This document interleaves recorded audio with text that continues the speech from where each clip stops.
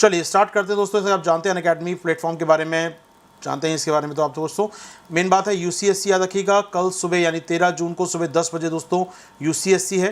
Participate करिए इसमें, हमारे मेंटोर्स से गाइडेंस प्राप्त कीजिए और प्राइज़ है दोस्तों, स्कॉलरशिप है, प्राइज़ है, काफ़ी कुछ है।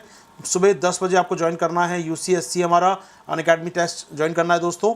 इसके अलावा आप जुड़ सकते हैं हमारे प्रोग्राम के साथ जो समय चल रहा है सर, महा सब्सक्रिप्शन ऑफर दोस्तों, महा सब्सक्रिप्शन ऑफर, जहां पर आपके लिए डिस्काउंट भी है, जहां पर आपके लिए मेंस से जुड़ने का मौका है दोस्तों। बुक्स का ऑफर है आपके पास, ऑप्शनल कार्निवाल आ गया है दोस्तों, साथ ही साथ नोट्स भी हैं आपके लिए। ऑप्शनल कार्निवाल क्या है सर? ये दोस्तों ऑप्शनल कार्निवाल में आप जानते हैं हमारे टॉप एजुकेटर्स से आपके लिए ऑप्शनल प्रारंभ कर रहे हैं प्लस पर। तो ऑप्शनल के क्लास स्टार्ट हो रहे हैं दोस्तों। ऑप्शनल में इकोनॉमिक्स का ऑप्शनल हो या आपके ज्योग्राफी, हिस्ट्री, हिंदी, इंग्लिश दोनों में देख सकते हैं दोस्तों आप लोग। तो ज्वाइन करें ऑप्शनल क्लासेस को। तो ऑप्शनल भी इस समय ज्वाइन हो रहे हैं सर। ऑप्शनल और जीएस का फीस आप जानते हैं डिस्काउंट में चल रहा है इस समय, 51,000 पे कीजिए और जुड़े रहिए हमारे साथ अगले साल मेंस तक दोस्तों, जीएस और ऑप्शनल में। इसके अलावा कल संडे का दिन है दोस्तों, संडे को होता है हमारा कॉम्बैक्ट, उसे मिस मत कीजिएगा। संडे को कॉम्बैक्ट होता है, इसे मिस नहीं करना है आपको। सुबह 11 बजे कॉम्बैक्ट होगा, सुबह 11 बजे दोस्तों। यूज़ कीजिए आशीर्वाद 10 कोड यदि ऐप पर आप नए हैं तो, और जुड़ जाइएगा इस कॉम्बैक्ट से सर, ठीक है। चलिए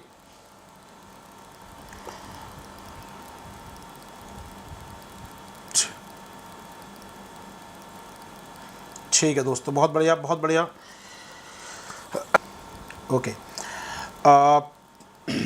एक आज फ़ोटो आया था अखबार में, तो मैं आपको शेयर कर रहा हूँ आपके साथ दोस्तों। ये इसमें आप देख सकते हैं G7 की जो मीटिंग हो रही है कॉर्नवॉल, ब्रिटेन में, यूके में जो मीटिंग हो रही है कॉर्नवॉल में इनकी, उससे लेकर कि 5 देश बटे हुए हैं इस तरफ और 2 देश बटे हुए हैं इस तरफ। वैक्सीन यानी ट्रिप्स को लेकर बटा हुआ है G7। तो इसको दिखाया गया है यहाँ पर किस प्रकार जर्मनी, ब्रिटेन और यहाँ पर जापान आदि देश एक तरफ हैं, और जहाँ यहाँ पर फ्रांस और अमेरिका एक तरफ दिख रहे हैं हमको। तो ट्रिप्स को लेकर बटे हुए हैं देश यहाँ पर निश्चित तौर पर तो G7 में मुलाकात रहेगी। देखते हैं आजकल में क्या होता है, लेकिन ट्रिप्स को लेकर बटा हुआ है दुनिया, वो दिख रही है आपको इस डायग्राम में कि G7 के 5 देश एक तरफ और 2 देश एक तरफ और लड़ रहे हैं वैक्सीन के लिए। ये एक NGO ने एक प्रदर्शन किया जहाँ पर समिट हो रहा है इस बार G7 का कॉर्नवॉल, ब्रिटेन के अंदर दोस्तों। तो बताया था मैंने आपको कॉर्नवॉल में समिट हो रहा है दोस्तों ये। चलिए आगे बढ़ेंगे आपके साथ। चलिए आज की खबर में स्टार्ट करते हैं दोस्तों। पहली खबर हमारे पास है यहाँ पर, पहली खबर हमारे पास दोस्तों, जो लोग यूट्यूब पर देख रहे हैं 5 मिनट यूट्यूब पर है अगले ये, उसके बाद 10:25 से केवल ऐप पर रहेगा दोस्तों आपके साथ। तो आप जुड़ना चाहें जुड़ सकते हैं मेरे संग ऐप पर। US FDA decide not to affect Covaxin use in India. हुआ क्या दोस्तों, जैसा कि आप जानते हैं अमेरिका का डिपार्टमेंट FDA, जैसे हमारे यहाँ वैक्सीन परमिशन करने के लिए हमारा कंट्रोल जनरल होता है, CGDI होता है, ऐसे अमेरिका में वैक्सीन को अप्रूवल देने के लिए FDA होता है दोस्तों। FDA यानी कि वहाँ का फूड एंड ड्रग एडमिनिस्ट्रेशन, जो है यहाँ का food and drug administration FDA। तो अमेरिका का FDA डिपार्टमेंट है जो परमिशन देता है वैक्सीन्स को, दवाइयों को परमिशन देता है। इसने भारत की कोवैक्सीन जो बनाई है हमने स्वदेशी वैक्सीन कोवैक्सीन, इसे परमिशन देने से मना कर दिया है। इसे इमरजेंसी ऑथराइजेशन यूज़ या EUA जो हम कहते हैं इमरजेंसी यूज़ ऑथराइजेशन, उसे देने से मना कर दिया है कोवैक्सीन को। यानी अमेरिका ने हाल फिलहाल मना कर दिया है। WHO में मामला पेंडिंग पड़ा है, अमेरिका ने मना कर दिया है। तो निश्चित तौर पर अमेरिका को नहीं बेच पाएंगे हम लोग कोवैक्सीन, निर्माण नहीं कर पाएंगे अमेरिका में कोवैक्सीन का। याद रखिएगा भारत बायोटेक ने अमेरिका की कंपनी, इसका नाम दोस्तों आप स्क्रीन पर देख पाएंगे, यूकोजेन आप देख रहे हैं यहाँ पर, OCUGen, ये कंपनी है अमेरिका की जिससे पार्टनरशिप की है भारत बायोटेक ने। और ये कंपनी अमेरिका में लाइसेंस प्राप्त करना चाह रही थी कोवैक्सीन बनाने के लिए और बेचने के लिए। तो अमेरिका ने परमिशन नहीं दी यूसीजेन को। उनका कहना है कि अब अमेरिका में ऐसे हालात नहीं हैं कि इमरजेंसी यूज़ की परमिशन दी जाए। आपको अगर डेट परमिशन चाहिए तो आप फुल लाइसेंस के लिए कीजिए, EU का एरिया का लाइसेंस नहीं मिलेगा। यानी आपातकाल नहीं है अब अमेरिका में, काफ़ी लोगों को लग चुकी है, बीमारी कंट्रोल आ चुकी है, तो आपातकाल नहीं है, लगाने की कोई जल्दी नहीं है हमको। आप पूरा लाइसेंस, पूरा डेटा सबमिट कीजिए आराम से, फुल फ्लेजेड जैसे वैक्सीन का परमिशन मिलता है वैसा मिलेगा। इमरजेंसी यूज़ के पीछे मत जाइए आप। ध्यान सुनिए दोस्तों, तो अमेरिका ने मना कर दिया है EUA देने को, लेकिन वो कह रहा है कि फुल लाइसेंस देने के लिए अप्लाई कर सकते हैं आप। डेटा सबमिट कीजिए, ट्रायल कीजिए, फिर आपको हम परमिशन दे देंगे। तो हाल फिलहाल कोवैक्सीन को परमिशन नहीं मिली अमेरिका में। इसके एवज़ में हमारी केंद्र सरकार का कहना है कि इससे असर नहीं पड़ेगा भारत अमेरिका के संबंधों पर, और इससे असर नहीं पड़ेगा कोवैक्सिन का भारत में यूज़ पर। भारत में कोवैक्सिन यूज़ होती रहेगी। अमेरिका ने ये नहीं कहा कि वैक्सीन गलत है, अमेरिका ने कहा कि आपको यहाँ पर आपातकालीन जो लाइसेंस चाहिए था वो नहीं देंगे, फुल लाइसेंस के लिए अप्लाई कीजिए, वो दे देंगे आपको। तो इस प्रकार मतलब कभी भी नहीं है कोवैक्सिन गलत है। आज मैं देख रहा था कई सोशल मीडिया पर चल रहा था कि कोवैक्सिन को अमेरिका ने परमिशन नहीं दी, गलत दवाई है, गलत दवाई लगाई जा रही है देश में। ऐसा कुछ नहीं है, ये अफवाहें सारी की सारी।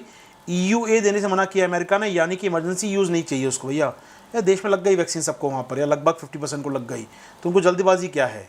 जल्दबाजी नहीं, फुल लाइसेंस के लिए अप्लाई करो, दे देंगे आपको। तो ये थोड़ा ध्यान रखिएगा, अमेरिका ने मना नहीं किया है कोवैक्सिन के लिए, पहली खबर। ठीक है दोस्तों, यहाँ पर EUA आपातकालीन प्रयोग के लिए होती है, जिसमें छूट दी जाती है कई बार ट्रायल डेटा को या आपके एक्सपेरिमेंटल डेटा को छूट देकर आपको जल्दी पास कर दिया जाता है। तो ऐसा नहीं होगा, अमेरिका में EUA नहीं दिया जाएगा, फुल लाइसेंस के लिए आप अप्लाई कर सकते हैं दोस्तों। ठीक है, तो भारत बायोटेक ने स्पष्ट कर दिया है कि हम जल्दी अप्लाई करेंगे फुल लाइसेंस के लिए, डेटा देंगे यहाँ पर उनको, और हमारी कंपनी डेटा सबमिट करेगी और हमें फुल लाइसेंस अमेरिका में जल्दी मिल जाएगा। ठीक है दोस्त, इन पॉइंट बात सुन लीजिए, आज तक भारत की किसी वैक्सीन को अमेरिका में मंजूरी नहीं मिली है। जी हाँ दोस्तों, ना तो EUA मिला है आज तक और ना ही हमको फुल लाइसेंस मिला है आज तक। तो अगर ऐसा होता है तो बहुत बड़ा लीप फॉरवर्ड होगा भारत के लिए, बहुत बड़ा कदम होगा भारत के लिए कि हम वैक्सीनेशन के लिए वहाँ पर एक अहम कदम हासिल कर पाएँ, एक अहम परमिशन हासिल कर पाएँ। तो अच्छी बात है, आज तक हमने कभी नहीं किया, पहली बार प्रयास कर रहे थे ये, कोई बात नहीं, आगे प्रयास करेंगे फुल लाइसेंस लेने का अपनी वैक्सीन कोवैक्सिन के लिए। दोस्तों कोवैक्सिन जानते हैं आप लोग, कोवैक्सिन के बारे में आप जानते ही होंगे, बनाया गया है भारत बायोटेक जो कि हैदराबादी कंपनी है हमारी, प्लस ICMR जो हमारा सरकारी रिसर्च विंग है, Indian council of medical research, इनके सहयोग से तैयार की गई है भारत कोवैक्सिन, देश की स्वदेशी वैक्सीन। हो पाएगा दोस्त यहाँ पर?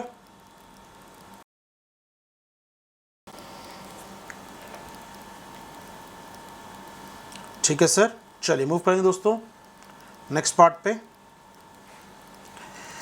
अच्छा, RBI ने दोस्तों ऐसी NBFC कंपनी जो हाउसिंग फाइनेंस प्रोवाइड करती हैं उनके ऑडिट करने के लिए नए नियम जारी किए हैं। फिर सुनिए आराम से, RBI ने ऐसी कंपनियां, ऐसी वित्तीय कंपनियां, ऐसी फाइनेंस कंपनीज जो हाउसिंग फाइनेंस प्रोवाइड करती हैं, छोटी कंपनी NBFC होती हैं, बैंक नहीं है ये, बैंक हाउसिंग लोन देता है, HDFC, ICI, SBI housing loan देता है, all together different ball game है।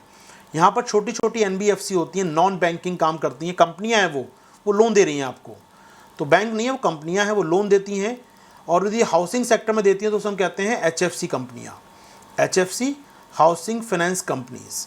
ये होती क्या, एक प्रकार की NBFC ही होती हैं। ठीक है, पिछले कुछ समय से घोटाले देखेगा इनके अंदर, घोटाले देखे, खासकर अभी जो सामने आया घोटाला सर, कौन सा वाला, दीवान हाउसिंग का, DHFL का, तो DHFC का हमने घोटाला देखा बड़ा सा, यहाँ पर दीवान हाउसिंग का सर घोटाला सामने आया अब से।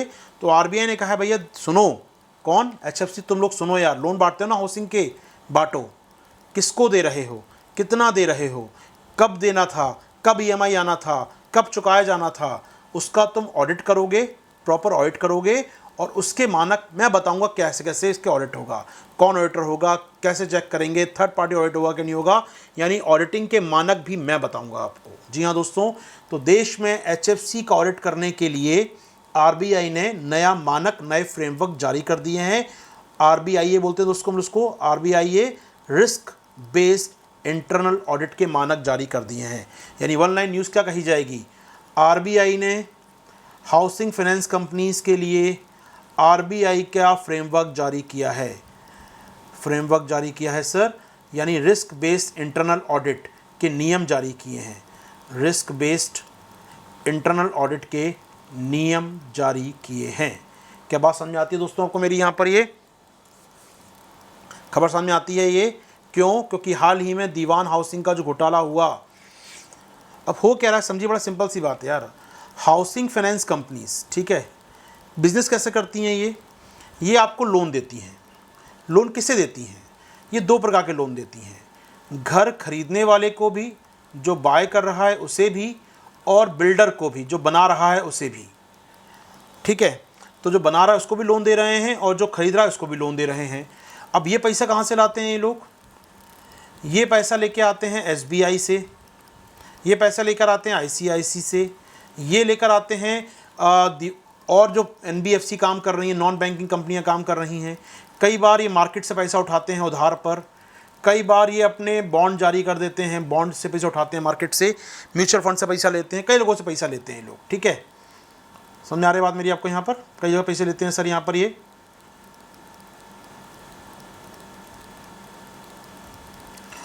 तो ये करते क्या है सर, पैसा लिया, मान लो यहाँ से 5% पे मिला, यहाँ से 6% पे मिला, यहाँ से 3% पे मिला, और ये दे रहे हैं इसको 7% पे, 9% पे, 10% पर लोन देते हैं। ठीक है, अब ये लोन रिस्की होते हैं। बिल्डर को दिया आपने, बिल्डर का आपने कैरेक्टर नहीं देखा, क्या ये आम्रपाली ग्रुप है, क्या ये झावेरी ग्रुप है, कौन सा ग्रुप है, नहीं है, आपने उसको लोन दे दिया। आपने बायर को लोन दे दिया 15% के इंटरेस्ट पे, ये नहीं देखा कि चुका पाएगा नहीं चुका पाएगा, ईएमआई कैसे आएगा, तो आप लोन देते हैं और कई बार वो लोन डूब जाते हैं, डूब ही रहे हैं लंबे समय से उनके लोन सर। रियल एस्टेट को दिया, डूब गया पैसा इनका, अब इनका पैसा डूबा, इनकी वजह से इनका पैसा डूब गया सर, तो एक चेन रिएक्शन हो गई।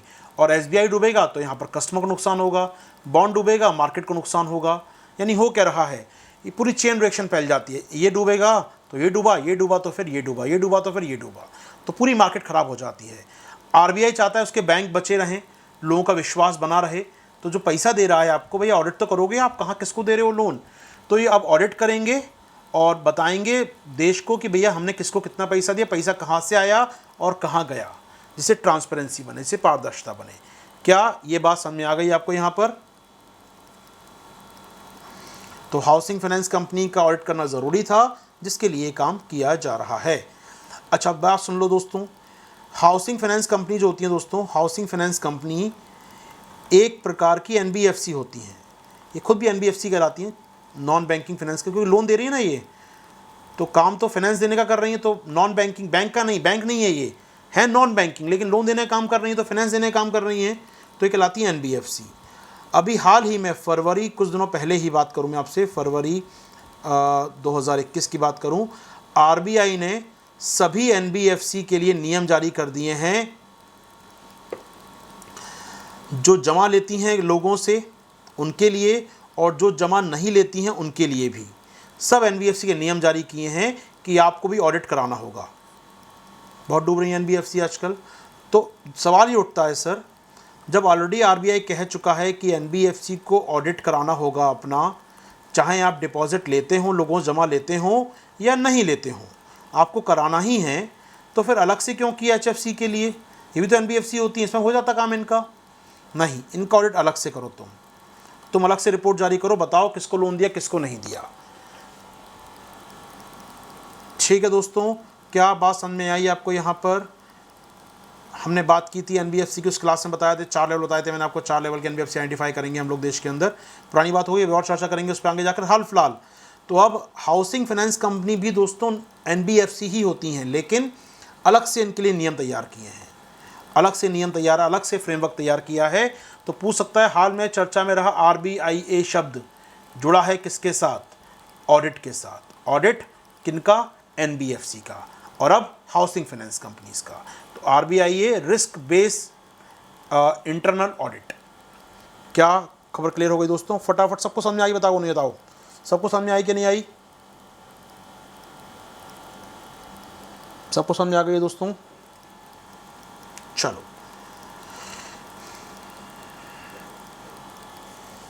ओके, सेशन अपना 40 मिनट का था, ख़त्म होने वाला है, 5 मिनट अपने पास है अभी।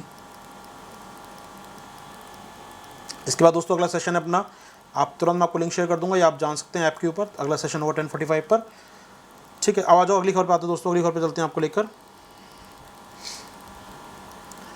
देखो अभी कुछ दिनों पहले क्या हुआ था, मोदी सर और उनके counter part British PM Boris Johnson, ठीक है, वर्चुअल मीट किया इन्होंने, वर्चुअल मीट किया। ब्रिटेन और भारत के बीच द्विपक्षीय संबंधों की वर्चुअल मुलाकात हुई इन दोनों के प्रधानमंत्रियों के बीच में, और कई सारे एग्रीमेंट पे साइन हुआ।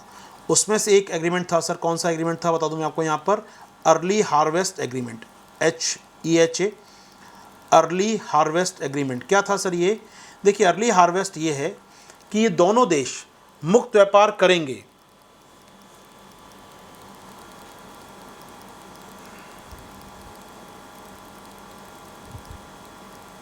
क्या हुआ दोस्त, इतना घुमा फिरा क्यों सर यहाँ से वहाँ, ओके ये लेक्चर ख़त्म होगा उसके बाद लेक्चर वो कह रहे हैं आप, करना पड़ता है दोस्त, ये करना पड़ता है।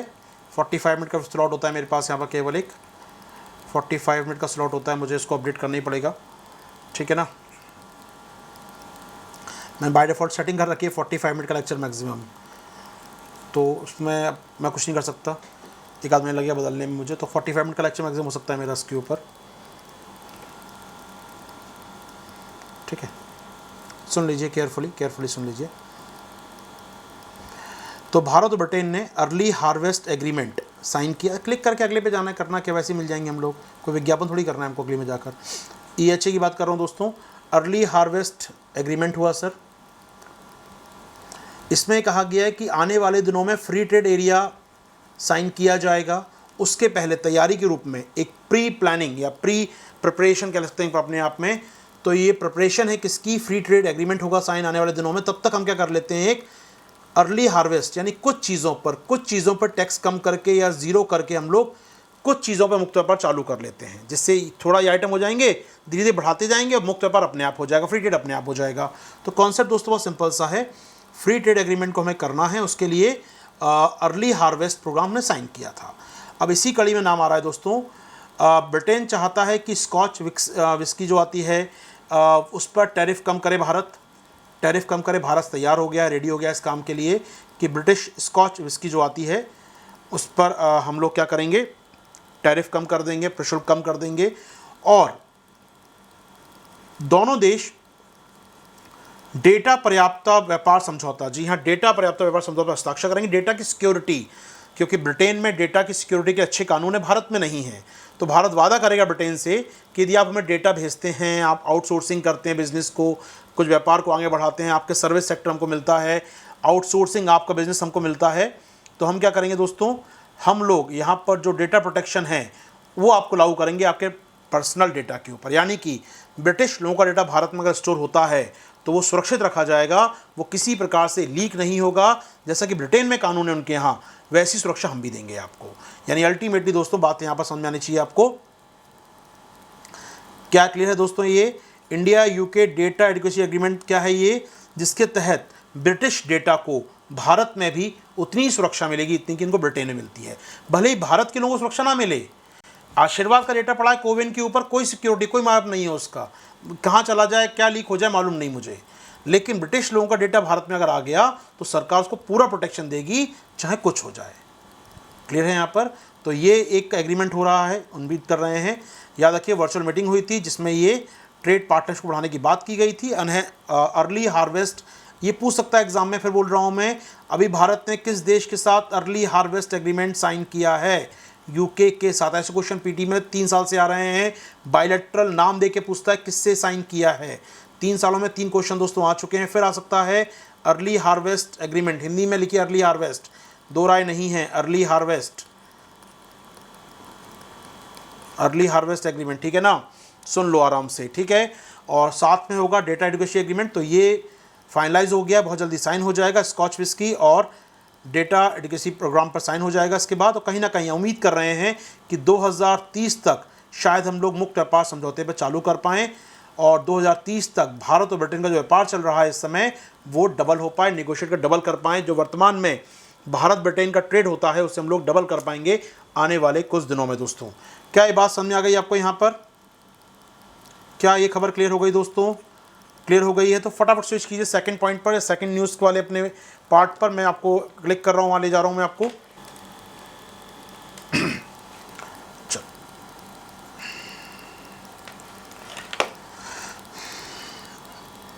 क्या था ये कुछ नहीं था दोस्त। देखो वीकेंड पे मज़ा आना चाहिए, पढ़ने पढ़ना है ना, हम आगे बढ़ते हैं।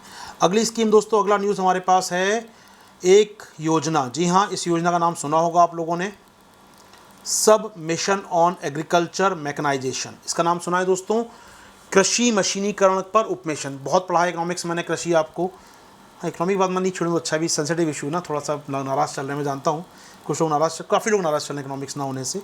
कोई बात नहीं दोस्तों, नाराज़गी दूर हो जाएगी ऐसे मैं जानता हूँ। अब देखिए ना, सरकार को भी इतने लोग मारे गए, भूल गए लोग, अब सरकार कह रही है वैक्सीन आ गई, लगवा लिया टीका, भूल गए क्या हुआ 2 महीने पहले आपके साथ, किस प्रकार ऑक्सीजन की कमी थी, देश में जनता भूल जाती है। मतलब वैसे मैं आपका पर करा दूंगा आपको, इकोनॉमिक्स बाकी का आप भूल जाएंगे क्या हुआ था आपके साथ, ठीक है। आपके एग्जाम से पहले इकोनॉमिक्स करा दिया ढंग से मैंने, क्वेश्चन आ गए, सब भूल जाएंगे लोग कि सर ने क्या पाप किए थे पीछे। तो मैं जानता हूँ यार, मतलब चिंता मत करो, ठीक है। तो आगे बढ़ते हैं। तो मैं भी सरकार से बहुत सीख रहा हूँ। सब मिशन और एग्रीकल्चर मैकेनाइजेशन याद होगा दोस्तों, मैंने कराया था आपको कहाँ पर, ये हमने किया था दोस्तों आपके कृषि वाला टॉपिक में। देश में कृषि में मशीनीकरण को बढ़ावा, मशीनीकरण मतलब हार्वेस्टिंग मशीनें हो हमारे पास हों, किसानों के पास प्रॉपर पराली को जलाना ना पड़े उसके लिए उनके पास मशीनें हों। हम चाहते हैं कृषि में मशीनों का प्रयोग को बढ़ावा दिया जाए, मैकेनाइजेशन बढ़े, जिससे प्रोडक्टिविटी बढ़ती है, अल्टीमेटली प्रोडक्टिविटी बढ़ेगी, उत्पादन बढ़ेगा, किसान की इनकम बढ़ेगी, ऐसा मानती है सरकार। तो भारत सरकार ने देश में कृषि मैकेनाइजेशन को बढ़ावा देने का एक उपमिशन चालू कर रखा है दोस्तों, सब मिशन ऑन एग्रीकल्चर मैकेनाइजेशन। याद है आपको ये मिशन? 4 मिशन चलते हैं हमारे देश में उप मिशनों में, उसमें से एक मिशन है, एक है प्लांट क्वारंटीन पर एक मिशन है दोस्तों, एक कृषि पर मिशन है। तो ये है आपका कृषि मैकेनाइजेशन पर राष्ट्रीय मिशन उप मिशन, ठीक है सर। आपको याद होना चाहिए, हमने पढ़ा था नामेद के बारे में, national agriculture mechanization and extension technology, ये हमने पढ़ा था दोस्तों आपके साथ कृषि वाले टॉपिक में। नहीं याद हो तो प्लीज़ समझ सुन लीजिए ऑनलाइन में। नामेद NAMET एक राष्ट्रीय मिशन जिसके तहत 4 उप मिशन है आपके, और एक उप मिशन उसमें से क्या है, कृषि मशीनीकरण को। इसके लिए क्या कर रही है सरकार? इसके लिए दोस्तों आदर्श दुकानें खोल रही है, मॉडल शॉप खोल रही है, मॉडल कस्टम हायरिंग सेंटर। याद है कुछ कस्टम हायरिंग सेंटर का नाम सुना होगा आपने, फार्म मशीनरी बैंक का नाम सुना होगा, high tech hub distribution of agriculture machinery. हम ये काम कर रहे हैं, किसानों तक मशीन कैसे पहुंचे, किराए पे लेके जाओ भैया, किराए पे ले जाओ, सब्सिडी दो मशीन खरीदने के लिए, ये हम काम कर रहे हैं, ठीक है। इसके लिए क्या होता है, स्टेट गवर्नमेंट, राज्य सरकारें दोस्तों दुकानें जो खोल रहे हैं, कस्टम हायरिंग सेंटर खोल रहे हैं। मान लो कस्टम हायरिंग सेंटर की दुकान खोली मैंने, उसमें मशीन रखी मैंने ला के 15-20, अब उसकी कीमत 50 या 1 करोड़ कीमत आई मेरी, तो सरकार कहती है अच्छा लोन ले लो सस्ता, कुछ सब्सिडी ले लो इस काम के लिए, तुम सस्ता देना किसान को, किराए पे सस्ता देना, एक दिन का रेंट कम लेना, उससे सुविधा देना किसान को, ठीक है। तो कस्टम हायरिंग सेंटर खोलने के लिए सरकार सहायता देती है, मशीन खरीदनी है किसी को सीधे किसान को, उसको सब्सिडाइज करती है सरकार, यानी कुल मिलाकर सरकार पैसे पहुंचाती है, ठीक है भैया। अब इसके लिए राज्यों को पैसा चाहिए होता है, तो यहाँ पर सेंट्रल गवर्नमेंट फंड देती है राज्यों को।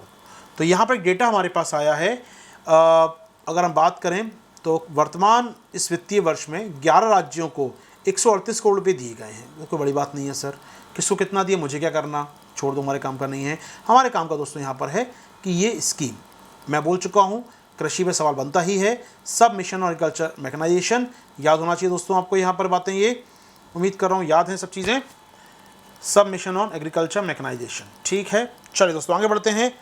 कृषि मशीनीकरण को बढ़ावा देने का राष्ट्रीय मिशन, KVK, आत्मा, परमात्मा, ठीक है ना, परमात्मा नहीं ऐसा कुछ नहीं है, मतलब आत्मा और KVK, ठीक है ना। चलो बेटा लोग आगे आ जाओ, आगे आ जाओ, आगे आ जाओ, आगे बढ़ लो, अगली खबर आ जाओ। देखो दोस्तों ये जो खबर है सुनने से पहले दिल थाम लो थोड़ा सा ना। हुआ क्या था, लास्ट ईयर 15 जून की बात थी, गालवान घाटी याद होगा, चीन के सैनिकों ने भारतीय सैनिकों पर हमला किया, घायल किया, शहीद किया हमारे सैनिकों को, हमारे सैनिक शहीद हुए। उसके बाद देश में सरकार एक्शन में आई, बॉर्डर पर भी और डिप्लोमेसी में भी। रक्षात्मक मुद्रा यानी डिफेंस को सॉलिड किया हमने, वहाँ भी हम आक्रामक हुए और अपनी डिप्लोमेसी को स्ट्रॉन्ग किया, ठीक है। हमने चीनी सामानों के बहिष्कार की बात कही, बॉयकॉट चाइना कहा। उस समय मैंने कहा था बॉयकॉट चाइना हो नहीं पाएगा, लेकिन आप लोगों ने बहुत बुराई की, बहुत भला बुरा कहा, मेरी फेसबुक पोस्ट पे आज भी गालियाँ लिखी हुई हैं वहाँ पर, आप देशद्रोही हैं, ये हैं वो हैं। चलो कोई बात नहीं, कोई अंतर नहीं पड़ता मुझे। सरकार ने क्या किया, अब चाइनीज़ से सामान नहीं लेंगे कोई, चाइनीज़ कंपनी सरकारी टेंडर नहीं भर सकती, और टेंडर भरा तो आपको यहाँ पर पहले अप्रूवल लेना पड़ेगा गृह मंत्रालय से, विदेश मंत्रालय से, सब कुछ हुआ। तब भी मैंने एक पोस्ट लिखा था, मैंने कहा था यार मेरे स्टूडेंट बैठे हैं, वो चाइनीज़ फ़ोन से काम करते हैं बेचारे, उनको मैं कैसे मना कर दूं। वो जो दवाइयाँ बनती हैं भारत में उसका कच्चा माल चाइना से आता है, उसके बाद दवाइयाँ कैसे बनेंगी भारत में। तो बॉयकॉट, ये सिलेक्टिव बॉयकॉट नहीं चलेगा, बॉयकॉट नहीं कि आज बोल तो दिया हम नहीं लेंगे, तो नहीं लेना चाहिए। अब क्या हुआ दोस्तों, मुश्किलें बढ़ती जा रही हैं भारत की, और फाइनली भारत सरकार ने कल एक ऑर्डर जारी किया है। Medical supplies from China will now be exempt from the procurement curbs till October. इस साल 31 अक्टूबर तक चीन से आने वाला सामान, उस पर प्रतिबंध नहीं होगा सरकारी खरीद से।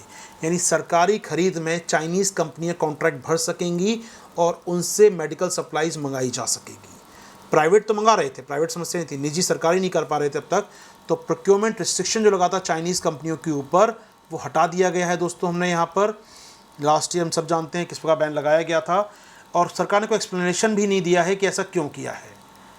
कोई एक्सप्लेनेशन नहीं दिया क्यों किया। सभी जानते हैं दोस्तों कि चीन जो है one of the largest supplier है किसका, एपीआई का। मेरे फेसबुक पोस्ट देखें, उस पर लिखा था मैंने वर्ड को कि चीन लार्जेस्ट सप्लायर एपीआई का, उसके बिना काम नहीं चला पाएंगे। तब लोगों नहीं समझ में आया था आप लोगों को, आपने कहा था सर आप बोलते रहते हैं वो, लेकिन तब भी मैंने कहा था दोस्तों बहुत मुश्किल होगा चाइना को बॉयकॉट करना आपके साथ। तो सरकार ने कोई एक्सक्यूज़ नहीं दिया, कोई एक्सप्लेनेशन नहीं दिया, बस हटा दिया बैन, क्योंकि चाइना लार्जेस्ट सप्लायर एपीआई का दोस्तों। और जो भारत में सिचुएशन बन रही है उसको देखते हुए हमें चाइनीज़ एपीआई की आवश्यकता है, हमें कच्चे माल की आवश्यकता है दवाइयों के लिए, और हमें बैन हटाना होगा चाइना पर से। भारत सरकार ने फाइनली हटा दिया है बैन दोस्तों। तो निश्चित तौर पे हमें समझना होगा कि वो बॉयकॉट जो लास्ट ईयर हमने उठाया था मामला, वो इफ़ेक्टिव हो सकता है। आप बॉयकॉट में, मैं तभी कहा था सिलेक्टिव बॉयकॉट नहीं करना, अपनी कैपेसिटी को बढ़ाना है।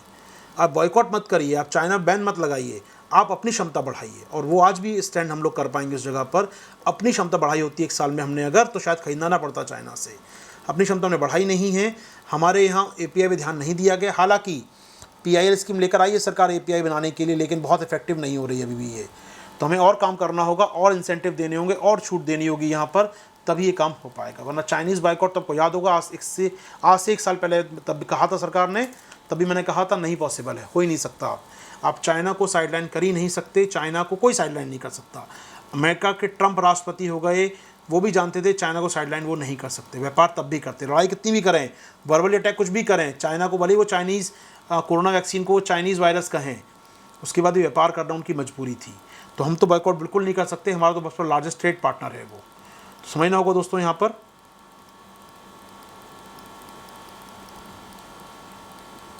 ठीक है ना। तो हमेशा भावनाओं में है कि फैसले नहीं लिए जाते हैं, व्यवहारिक आधार फैसले लिए जाते हैं। बीइंग अ ब्यूरोक्रेट आपको समझना होगा लॉन्ग टर्म में बात को।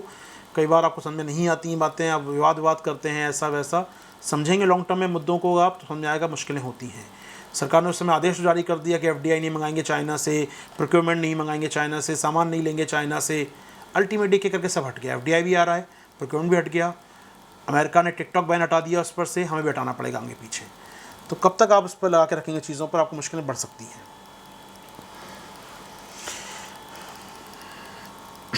चलिए दोस्तों आगे बढ़े हम लोग, यहाँ से आगे चलेंगे।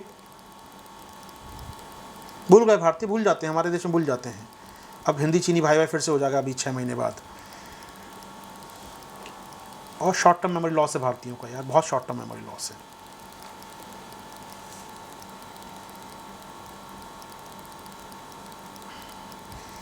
ठीक है। तो चाइना से विवाद जब बढ़ रहा था लास्ट ईयर, तो सेंटर ने नोटिस जारी किया था कि सरकारी खरीद में चाइनीज़ कंपनियों को पार्टिसिपेट नहीं करने दिया जाएगा। ठीक है। तो उन्होंने कहा था जिसका शेयर करते हैं बॉर्डर हमारे साथ, वो कंपनियां भारत में नहीं भर सकेंगी नेशनल सिक्योरिटी के आधार पर। तो हटा दिया इस बैन को सरकार ने। अब ये भर सकते हैं आराम से, जो सामान चाहें ले सकते हैं।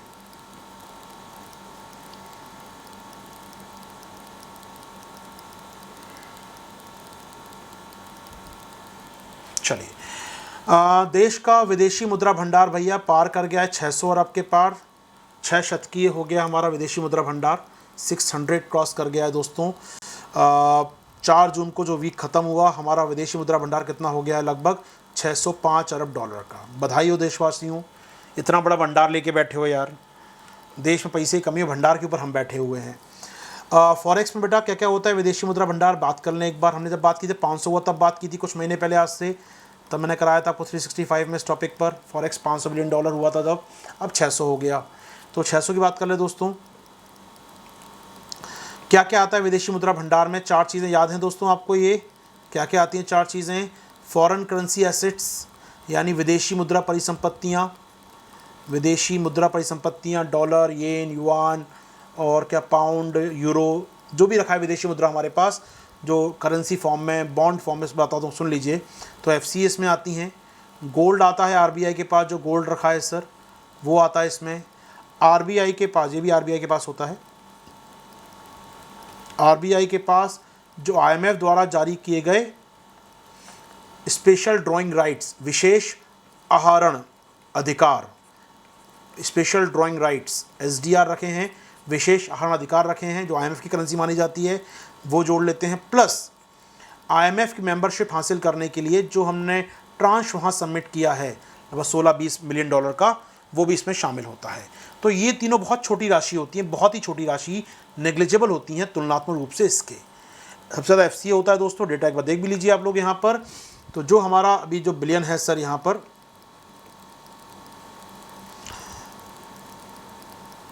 ठीक है, तो बहुत ज़्यादा नहीं है एफसीए, बहुत ज़्यादा इसमें हमारा। सर एफसीए में क्या क्या आता है सुन लो दोस्तों, एफसीए में क्या क्या आता है आराम सुनिएगा।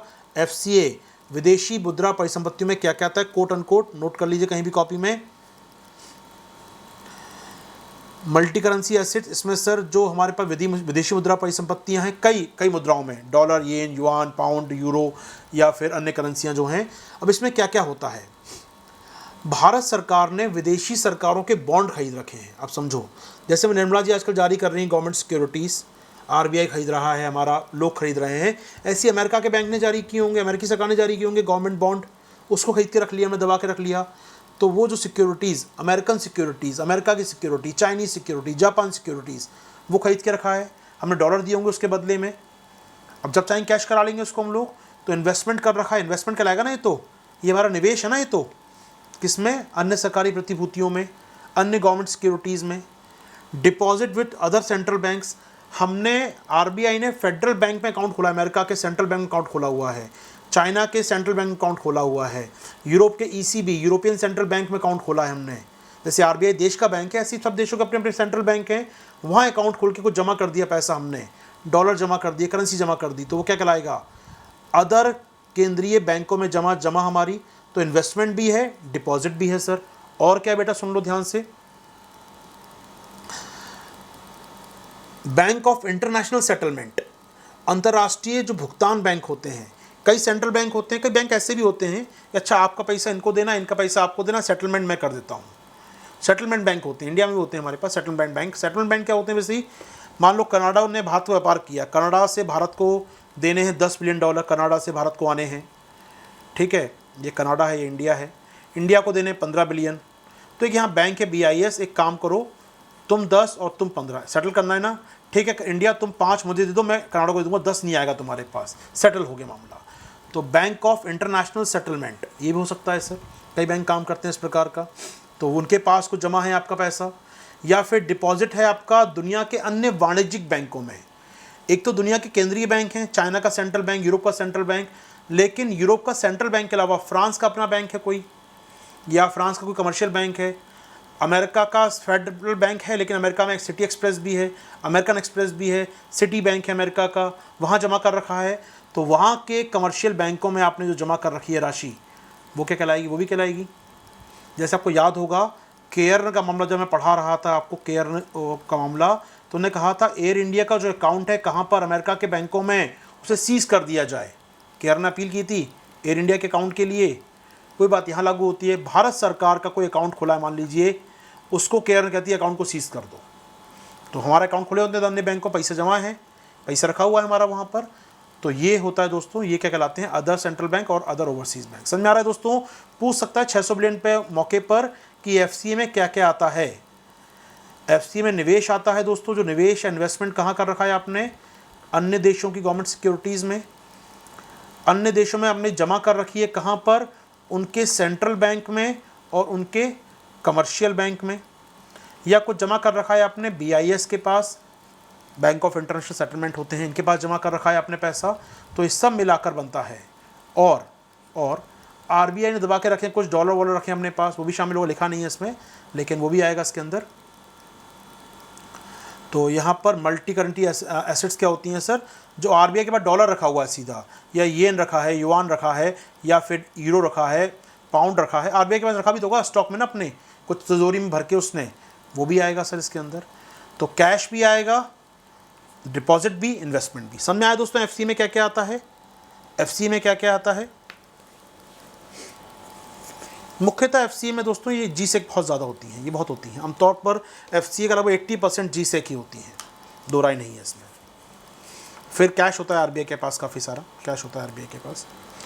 आरबीआई ना ये काम नहीं करता, मालूम है, ये काम बहुत नहीं करते हम लोग, बाकी लोग करते हैं, हम नहीं करते ये काम। क्यों यार? सोचो, अमेरिका के फेडरल बैंक में हमने जमा कर दिया पैसा, ठीक है, वो इंटरेस्ट देगा आपको 1%। यार क्या बेवकूफ़ी है?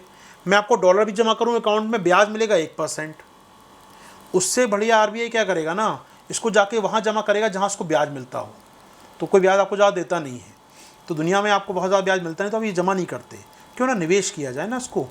अब गवर्नमेंट सिक्योरिटी पैसा लगा दो, वो सेफ तो है ना, डूबेगा थोड़ी वो। तो इससे ज़्यादा पैसा मिलेगा आपको यहाँ पर। आप जितना जमा करोगे अमेरिका के फेडरल बैंक में, उससे बेहतर तो कौन देगा निवेश आपको रिटर्न? सिक्योरिटी दे देगी अमेरिका की। तो लोग यहाँ पर निवेश करते हैं। तो आरबीआई बहुत स्टॉक रखता है, और ये रखता है वो क्यों? क्योंकि कोई आ गया मांगने, किसी को तेल लेकर आना है, ख़रीद के लाना है बाहर से, डॉलर चाहिए उसको, कोई निवेश करने जा रहा है बाहर देश के, उसको पैसा चाहिए, तो ये भी रखता है वो। ठीक है बेटा लोग, समझ में आ गई बातें सारी आपको यहाँ तक? सवाल पूछा था एसडीआर सर। एसडीआर दोस्तों विशेष आहरण अधिकार है, आईएमएफ जारी करता है इसको। इसे पेपर गोल्ड भी कहते हैं, यूपीएससी पूछ चुका है पीटी 2012 में। पेपर गोल्ड क्या होता है? तो पेपर गोल्ड होता है एसडीआर, आईएमएफ की करेंसी है दोस्तों। आईएमएफ की करेंसी क्यों है? क्योंकि आईएमएफ किसी एक करेंसी को यूज़ नहीं करता। आईएमएफ अपने मेंबर कंट्रीज़ को लोन देने के लिए, अपने सदस्य राष्ट्रों को लोन देने के लिए एसडीआर का प्रयोग करता है। और जो भी मेंबर कंट्रीज़ हैं आईएमएफ के, वो एसडीआर में डील कर सकते हैं। आपके पास डॉलर दे दो, डॉलर नहीं है तो एसडीआर दे दो। जैसे आपको सामान लेने दुकान पे गए, 500 का नोट दिया पुराना वाला, आपने, दुकानदार कहेगा भाई ये नहीं चलता मेरे यहाँ पर, बंद हो गया है, तो जेल में डाल देंगे आपको। अच्छा डॉलर नहीं लोगे तो क्या लोगे? अच्छा गोल्ड ले लो मुझसे, गोल्ड मेरे पास है। आप दुकानदार कहे हाँ ये तो सदा बाहर चीज़, आपको भी दे दो मुझे आप, तो आप जो गोल्ड दे दोगे, वो गोल्ड ले लेगा आपसे। तो यहाँ पर गोल्ड कैसे दें हम लोग उस अन्य देशों को? तो हमने क्या किया, पेपर गोल्ड आ गया, कागज़ पे लिखा है भैया, आईएमएफ की करेंसी है, दुनिया भर में मान्य है। जो मेंबर कंट्री होंगे आईएमएफ के, दे दो हमको, नहीं हुआ तो क्या करेंगे, आईएमएफ को वापस करेंगे इसको, और उससे पैसे लेके आ जाएंगे, डॉलर, येन, युआन जो चाहिए हमको फिर। ठीक है दोस्तों, चलो हो पाएगा दोस्त बात हमारी यहाँ पर।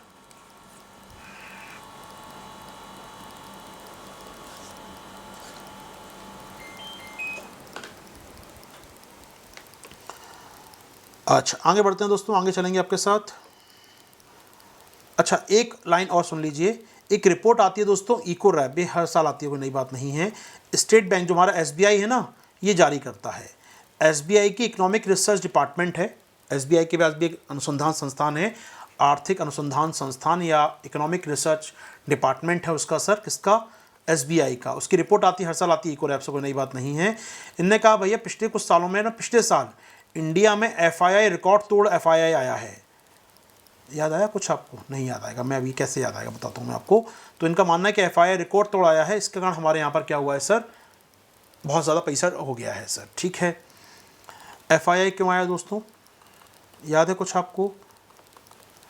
शेयर बाज़ार बहुत उछाल मार रहा है हमारा, ऑलमोस्ट डबल हो गया है पिछले एक साल में कहा जाए तो शेयर मार्केट, क्योंकि अमेरिका में फेड बैंक ने सस्ते लोन दिए लोगों को, 0% पे लोन ले जाओ बेटा, ले जाओ, खूब ले जाओ। वो पैसा लेते हैं फेडरल बैंक से, आते हैं भारत के शेयर मार्केट में निवेश करने। आपको याद हो दोस्तों, 2-4 दिन पहले, शायद डेट मुझे याद नहीं होगा, लेकिन मैंने एक आर्टिकल कराया था आपको एफडीआई के ऊपर, कि भारत में लार्जेस्ट एफडीआई आया है इस साल, नियरली $81 बिलियन का। और तब मैंने इसकी पोल खोली थी पूरी, बताया था एफडीआई नहीं है ये, क्या है बेसिकली, एफआईआई है। बताया था आपको, याद होगा मैंने। एफडीआई तो $43 बिलियन का है, जो कि कम हो गया पिछले साल से। 36 बिलियन के आसपास क्या है, एफआईआई है, पोर्टफोलियो इन्वेस्ट है सर। ठीक है, याद होगा दोस्तों, बताया था मैंने आपको इसके बारे में। जो बच्चे फॉलो करते हैं एडिटोरियल वाला मेरा पार्ट, उसको मैंने बताया था उन लोगों को उस समय, एडिटोरियल के अंतर्गत दोस्तों ही। ठीक है ना। तो हमारे देश में क्या आ रहा है इस समय आ रहा है सर, एफडीआई नहीं आ रहा, एफआईआई आ रहा है। आरबीआई ऑलरेडी कह चुका है अपनी रिपोर्ट में कि शेयर बाज़ार में बबल है। ये बबल है, बस्ट होगा कब, जब ये लोग, अमेरिका जैसे देश, अपने यहाँ ब्याज दरों को बढ़ाएंगे। तो जो भारत में पैसा लेकर आए थे ना, वो निकलेंगे भारत से बाहर, निकलेंगे और निकलेंगे और निकलेंगे, और साथ निकलेगा हमारे शेयर बाज़ार का दम दमादम नीचे फटाफट आएगा शेयर बाज़ार, बबल बस्ट हो जाएगा। बहुत ज़्यादा बस्ट नहीं होने देगी सरकार, हम जानते हैं, सरकार भी जानती है भाई बस्ट होगा तो बहुत नुकसान हो जाएगा लोगों को यहाँ पर। ठीक है, तो ठीक है दोस्तों, यहाँ पर क्या बात स्पष्ट हो रही है आपको? याद है आरबीआई की वो रिपोर्ट, वो करंट अफेयर्स में कराया था मैंने कि शेयर बाजार में बबल पैदा हो रहा है।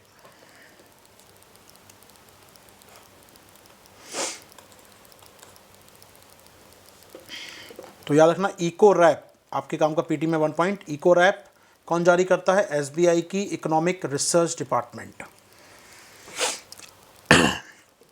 क्या हम लोग आगे बढ़ सकते हैं दोस्तों यहाँ से? चलो आगे चलेंगे, स्पीड में आगे बढ़ेंगे दोस्तों। कोई खास खबर नहीं है, भूल जाना इस खबर को पढ़ने के बाद। कवच पर्सनल लोन जारी किए दोस्तों एसबीआई ने, बिना गारंटी के देगा 5 लाख तक का loan, medical expenses for COVID treatment. जी हाँ, आपको याद होगा कुछ दिनों पहले आरबीआई ने अपनी पॉलिसी में कहा था कि बैंक लोगों को लोन दें कोविड के लिए, कंपनियों को लोन दें कोविड वैक्सीन बनाने के लिए, कोविड अस्पताल खोलने के लोन मिले अस्पतालों को, और जो इलाज कराना चाहते हैं उनको भी कोविड के लिए, वैक्सीन के लिए, ट्रीटमेंट के लिए, इलाज के लिए पैसा मिले। तो बैंकों को निर्देश दिया था, और इसके लिए राशि आपको याद होगा कितनी रखी थी आरबीआई ने? कुछ अगर आप फॉलो करते हैं मेरे आरबीआई के लेक्चर को जो मैं लेता रहता हूँ कभी कभी आपके साथ, 50,000 करोड़ आरबीआई ने कहा था। ये है, क्या था आपको याद है? कुछ स्पेशल टीएलटीआरओ या स्पेशल टैप मनी था, मनी अपने आप में, ये स्पेशल लिक्विडिटी फैसिलिटी, याद है? कुछ स्पेशल लिक्विडिटी फैसिलिटी, विशेष तरलता सुविधा, 50,000 करोड़ किसके लिए दोस्तों? बैंकों के लिए, जो बैंक लोन देंगे कोविड संबंधित। कब की बात है दोस्तों? मुझे गलत नहीं हो तो ये अप्रैल में आई होगी पॉलिसी, उसके बाद आई होगी जून में तो पढ़ा नहीं है अब लोगों ने, अप्रैल वाली पॉलिसी होगी दोस्तों ये। जी हाँ, अप्रैल वाली आरबीआई की पॉलिसी बताई थी मैंने आपको, शायद याद हो तो। Health and Covid 2.0, RBI and Covid 2.0 lecture लिया था मैंने, आरबीआई एंड कोविड 2.0 या कोविड 2.0, ये मैं लेक्चर लिया था आपका, वहाँ बताया था मैंने ये सुविधा। अब बैंकों ने स्कीम लॉन्च कर दी है, अब बैंक लोन दे रहे हैं। इसी कड़ी में दोस्तों एसबीआई ने लॉन्च किया है कवच पर्सनल लोन। कॉर्पोरेट न्यूज़ है, बिल्कुल याद नहीं करना, भूल जाइएगा, लेकिन इम्प्लीमेंट हो गया है आरबीआई का वो काम। कोलेटरल फ्री, बिना जमानत के लोन मिल देगा। कितने लोन में दे रही है यहाँ पर? 5 लाख तक का लोन दे रहे हैं सर ये लोग। कस्टमर क्या इनको 5 लाख तक का लोन मिल सकता है कोविड ट्रीटमेंट के लिए, और ब्याज दर होगी 8.5%, बिना जमानत के लोन मिलेगा। ऐसा है, कहा है इन्होंने, 5 साल का लोन होगा दोस्तों ये। ठीक है, और इसमें 3 महीने का मॉनिटरिंग भी दिया गया है, 3 महीने तक आपको ब्याज नहीं देना होगा, उसके बाद चालू होगा ईएमआई आपका यहाँ पर। ठीक है, तो अच्छी बात है यहाँ पर ये। तो 50,000 करोड़ का जो स्कीम थी अपने आप में लागू हो गई है, याद रहेगा सारी बातें। तो एसबीआई ने लॉन्च किया, इसका नाम कभी नहीं पूछेगा यूपीएससी के स्तर पे। ठीक है, चलिए याद रखिए वो इम्प्लीमेंट हो गया है, आरबीआई द्वारा किए गए प्रयासों को क्रियान्वयन दिया जा रहा है। आगे बढ़ें दोस्तों, हम लोग यहाँ से आगे चलेंगे। अगली खबर पे आते हैं दोस्तों। अगली खबर पे आपके संग आएंगे वन लाइन न्यूज़, केवल छोटी सी फैक्चुअल न्यूज़। एक रिपोर्ट आई है दोस्तों, रिपोर्ट का नाम financing clean energy transition in emerging and developing economy. उभरती और विकासशील अर्थव्यवस्थाओं में स्वच्छ ऊर्जा संक्रमण के लिए वित्त का प्रबंध। कहाँ से पैसा आएगा? गरीब देशों में, उभरती हुई अर्थव्यवस्थाओं में पैसा कहाँ से आएगा? हरित ऊर्जा के लिए, क्लीन ऊर्जा के लिए। उस पर रिपोर्ट आई है, किसकी दोस्तों? किसने जारी की? बड़ी संस्थाएं जारी कर रही हैं। IEA पहली संस्था है इसमें, इंक्लूडिंग वर्ल्ड बैंक दूसरी संस्था, और वर्ल्ड इकोनॉमिक फोरम तीसरी संस्था। दुनिया की 3 बड़ी संस्थाएं दोस्तों, IEA, और आप जोड़ पाएँ तो समझ में आएगा कितनी बड़ी संस्थाएं तीनों हैं ये। और इन्होंने कंबाइंड रिपोर्ट जारी की है, किस बारे में? कि उभरती अर्थव्यवस्थाओं में, इमर्जिंग इकोनॉमीज़ में, विकासशील देशों में स्वच्छ ऊर्जा ट्रांजिशन करना है, सौर ऊर्जा लगानी है, पवन ऊर्जा लगानी है, बायोमास ऊर्जा लगानी है, स्मॉल हाइड्रो पावर लगाना है। उसके लिए फाइनेंस कहाँ से आएगा? उसकी रिपोर्ट उन्होंने जारी की 3 संस्थाओं ने मिलकर। ठीक है दोस्तों, बड़ा इंपॉर्टेंट डेटा उन्होंने दिया है, समझिएगा। इनका मानना है कि 2030 तक इन देशों को $1 ट्रिलियन का इन्वेस्टमेंट करना होगा। इन देशों को दोस्तों $1 ट्रिलियन का निवेश करना होगा। किस काम के लिए? संक्रमण या क्लीन ऊर्जा को आगे बढ़ाने के लिए। तभी 2050 तक नेट ज़ीरो का लक्ष्य प्राप्त कर पाएंगे। समझ में आई बात दोस्तों? आराम से धीरे धीरे काम की बात है, सुन लीजिए। IEA, वर्ल्ड बैंक और वर्ल्ड इकोनॉमिक फोरम, इनकी रिपोर्ट है। रिपोर्ट में क्या कहा गया है? $1 ट्रिलियन की आवश्यकता पड़ेगी। किसे? डेवलपिंग कंट्रीज़ को, विकासशील देशों को। कब तक? 2030 तक। किस काम के लिए? क्लीन एनर्जी ट्रांजिशन, अपने मुल्क में, अपने देश में स्वच्छ ऊर्जा को आगे बढ़ाने के लिए उस संक्रमण का लक्ष्य क्या होगा, 2050 तक नेट ज़ीरो हासिल करना। याद रखेंगे ये पेरिस का टारगेट है, पेरिस का लक्ष्य है 2050 तक हासिल करना। तो अगर हासिल करना चाहते हैं देश तो $1 ट्रिलियन की आवश्यकता होगी। याद रहेगा, रिपोर्ट का नाम बड़ा सा नाम है, वो आपको याद नहीं होगा, वैसे हो जाए तो अच्छी बात है। Financing clean energy transition emerging in the developing economies. हो पाएगी बात दोस्त? बोलो फटाफट, याद करो, हो जाएगा।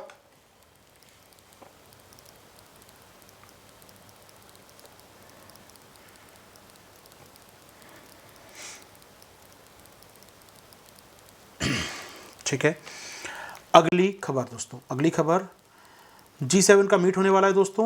आज 12 और 13 जून को मीटिंग है G7 का दोस्तों, सब जानते हैं आप लोग, कल बात हो चुकी है इस पर। इन्होंने कहा है भैया 1 अरब वैक्सीन, जी हाँ 100 करोड़ वैक्सीन सप्लाई करेंगे दुनिया को दोस्तों, ये सप्लाई करेंगे गरीब देशों को। जिसमें कल आपको बताया था मैंने, अमेरिका घोषणा कर चुका है कितनी, 50 करोड़ तो क्या रखा मेरा दे रहा है, 50 करोड़ तो कल अमेरिका देने वाला है दोस्तों। बताया था मैंने आपको, यहाँ पर 500 मिलियन अमेरिका घोषणा कर चुका है कल। टोटल दे रहे हैं ये लोग 100 करोड़, यानी 1 बिलियन वैक्सीन देंगे एटलीस्ट दुनिया को देंगे, स्ट्रगलिंग कंट्रीज़ को देंगे, जो मुश्किलों में हैं उनको देंगे सर ये। और 50 करोड़ के अमेरिका देगा, 100 मिलियन 10 करोड़ के आसपास ब्रिटेन देने की बात कह रहे हैं सर यहाँ पर, और बाकी देश भी इसको सप्लाई करेंगे, क्योंकि बिल्डिंग बैक बेटर ये थीम है इस बार का। बिल्ड बैक बेटर, याद है आपको थीम, ये बिल्ड बैक बेटर थीम कल बताया था आपको मैंने।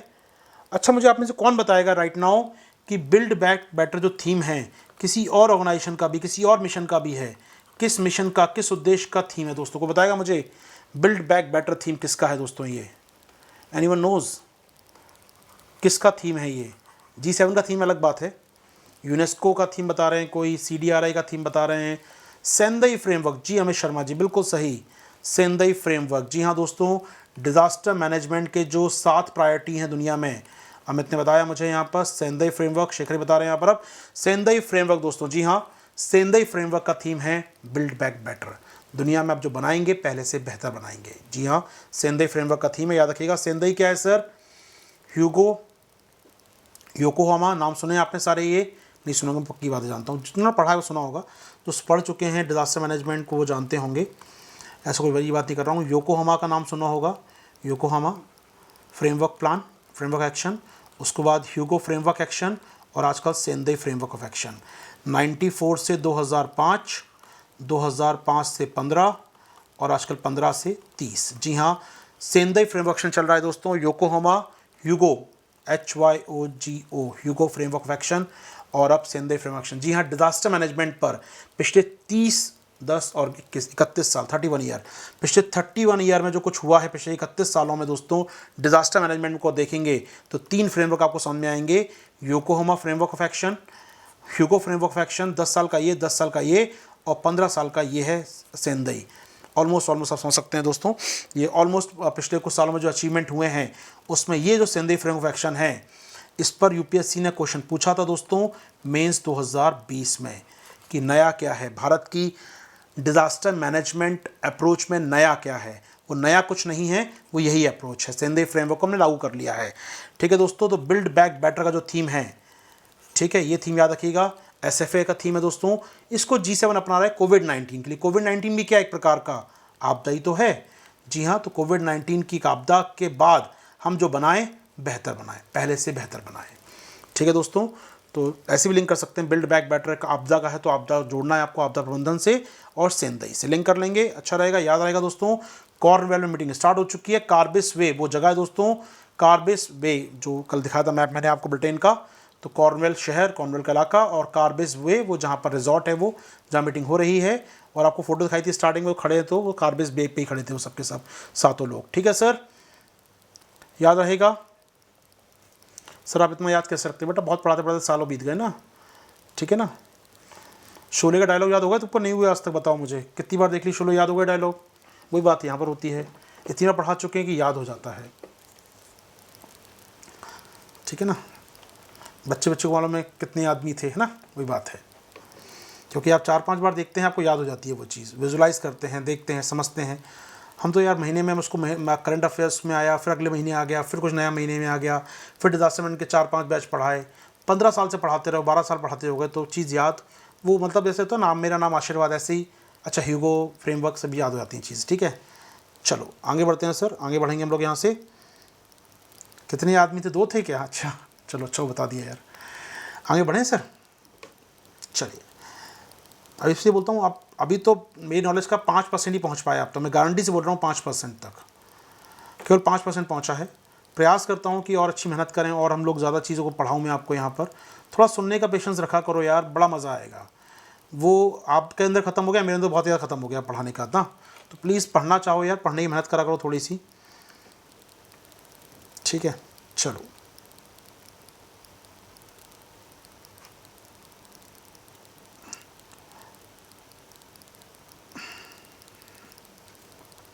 चलो दोस्तों, आगे बढ़ते हैं, आगे चलते हैं आपके साथ, मूव करेंगे नेक्स्ट टॉपिक पर। बिल्ड बैक बेटर हो गया, G7 की बात हो गई।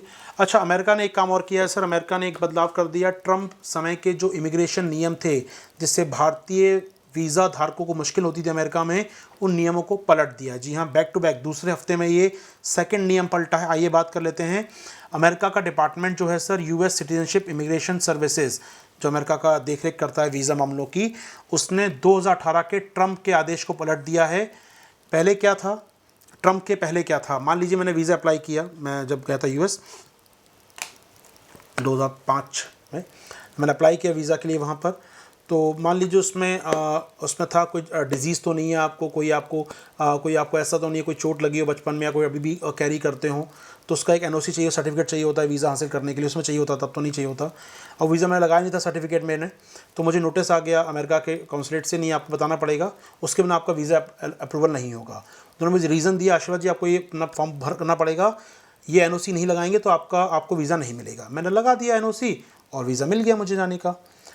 ट्रंप साहब ने कहा नहीं, आशीर्वाद सुनो, तुमने अगर फॉर्म नहीं लगाया तुमको बताएंगे भी नहीं तुम्हारा फॉर्म रिजेक्ट कर रहे हो, तुम्हारा फॉर्म रिजेक्ट कर देंगे, बिना अपील, बिना दलील, बिना सुनवाई के तुम्हारा फॉर्म रिजेक्ट कर देंगे, बताएंगे भी नहीं क्यों रिजेक्ट किया। यदि तुम्हारे फॉर्म में एक भी कागज़ मिस हुआ तो यहाँ पर ऑफिसर जो इमिग्रेशन ऑफिसर है वो डायरेक्टली रिजेक्ट कर देगा तुम्हारा एप्लीकेशन, दोस्तों। वो instead of first issuing a notice, पहले नोटिस इशू करना चाहिए था ना, मुझे क्यों कैंसिल कर रहे हो, नहीं जनाब, बताओ यहाँ से, यहाँ पर, ठीक है। तो इससे क्या होता था, ठीक है, इससे होता क्या था, मुश्किलें क्या दी थी लोगों को। तो यहाँ पर application could be directly rejected if there was a missing document. तो ट्रंप ने नियम लगा दिया। अब इससे बहुत सारे फॉर्म कैंसिल हो जाते थे, मतलब अप्लाई किया कैंसिल हो गया, तो ये बात अच्छी नहीं थी।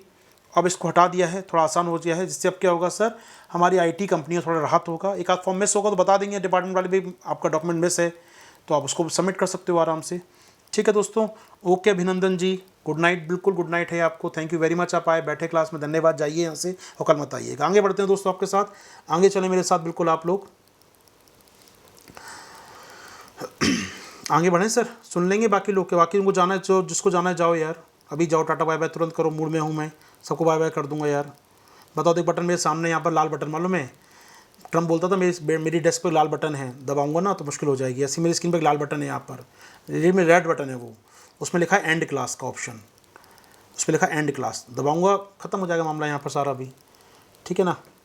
आपके पास भी रेड बटन, आप भी दबा सकते हैं, ठीक है। मैं थोड़ा किम जोंग उन टाइप का इंसान हूँ, दबा दूंगा तो मुश्किल हो जाएगी आपके लिए। चलो पढ़ लिया करो यार बेटा, जाना वो चले जाया करो, मैं थोड़ी करता हूँ तुमको यार। अब बाय बाय करो, गुड नाइट करो, सो को पढ़ूँ भी इसमें इसको मैं, ऐसा थोड़ी होता है यार।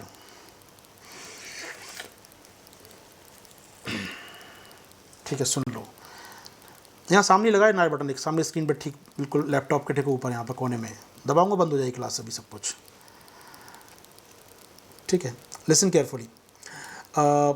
तो यहाँ पर इंडियन IT कंपनी को फ़ायदा होगा दोस्तों। दूसरे हफ्ते में दूसरा बदलाव किया, आपको याद होगा लास्ट टाइम या पिछले लास्ट वीक क्या हुआ था दोस्तों, US एडमिनिस्ट्रेशन ने एक बदलाव किया था और जॉय बाइडेन ने उस स्क्रैप कर दिया था उस आदेश को जो डोनाल्ड ट्रंप ने जारी किया था अक्टूबर 2020 तक, कि कोई नए H1 वीज़ा जारी नहीं होंगे 2020-21 में।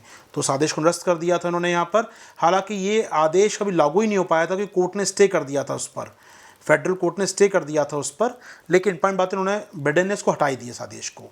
तो पहले ये आदेश हटाया, अब नियम में आसान किया, कुल मिलाकर भारतीयों के प्रति यहाँ तक तो अच्छे दिख रहे हैं जो बाइडेन, जो वादे करे थे उन्होंने, जो उन्होंने वादा किया था एक डाइवर्स सोसाइटी बनाने का। उन्होंने कहा तो दुनिया भर के अच्छे लोगों को मौका देंगे अमेरिका में, हम लोग यहाँ पर अमेरिका में तभी आगे बढ़ सकती है। तो ऑफकोर्स वादे पूरे करते हुए दिख रहे हैं। जो बाइडेन ने कहा था क्लाइमेट चेंज में शामिल होंगे, G7 को दोबारा स्टैब्लिश करेंगे, तो वो बातें करते हुए जो उन्होंने वादे किए थे उसको पूरा करते हुए वो लोग दिख रहे हैं। दोस्तों आगे बढ़ेंगे हम लोग यहाँ से।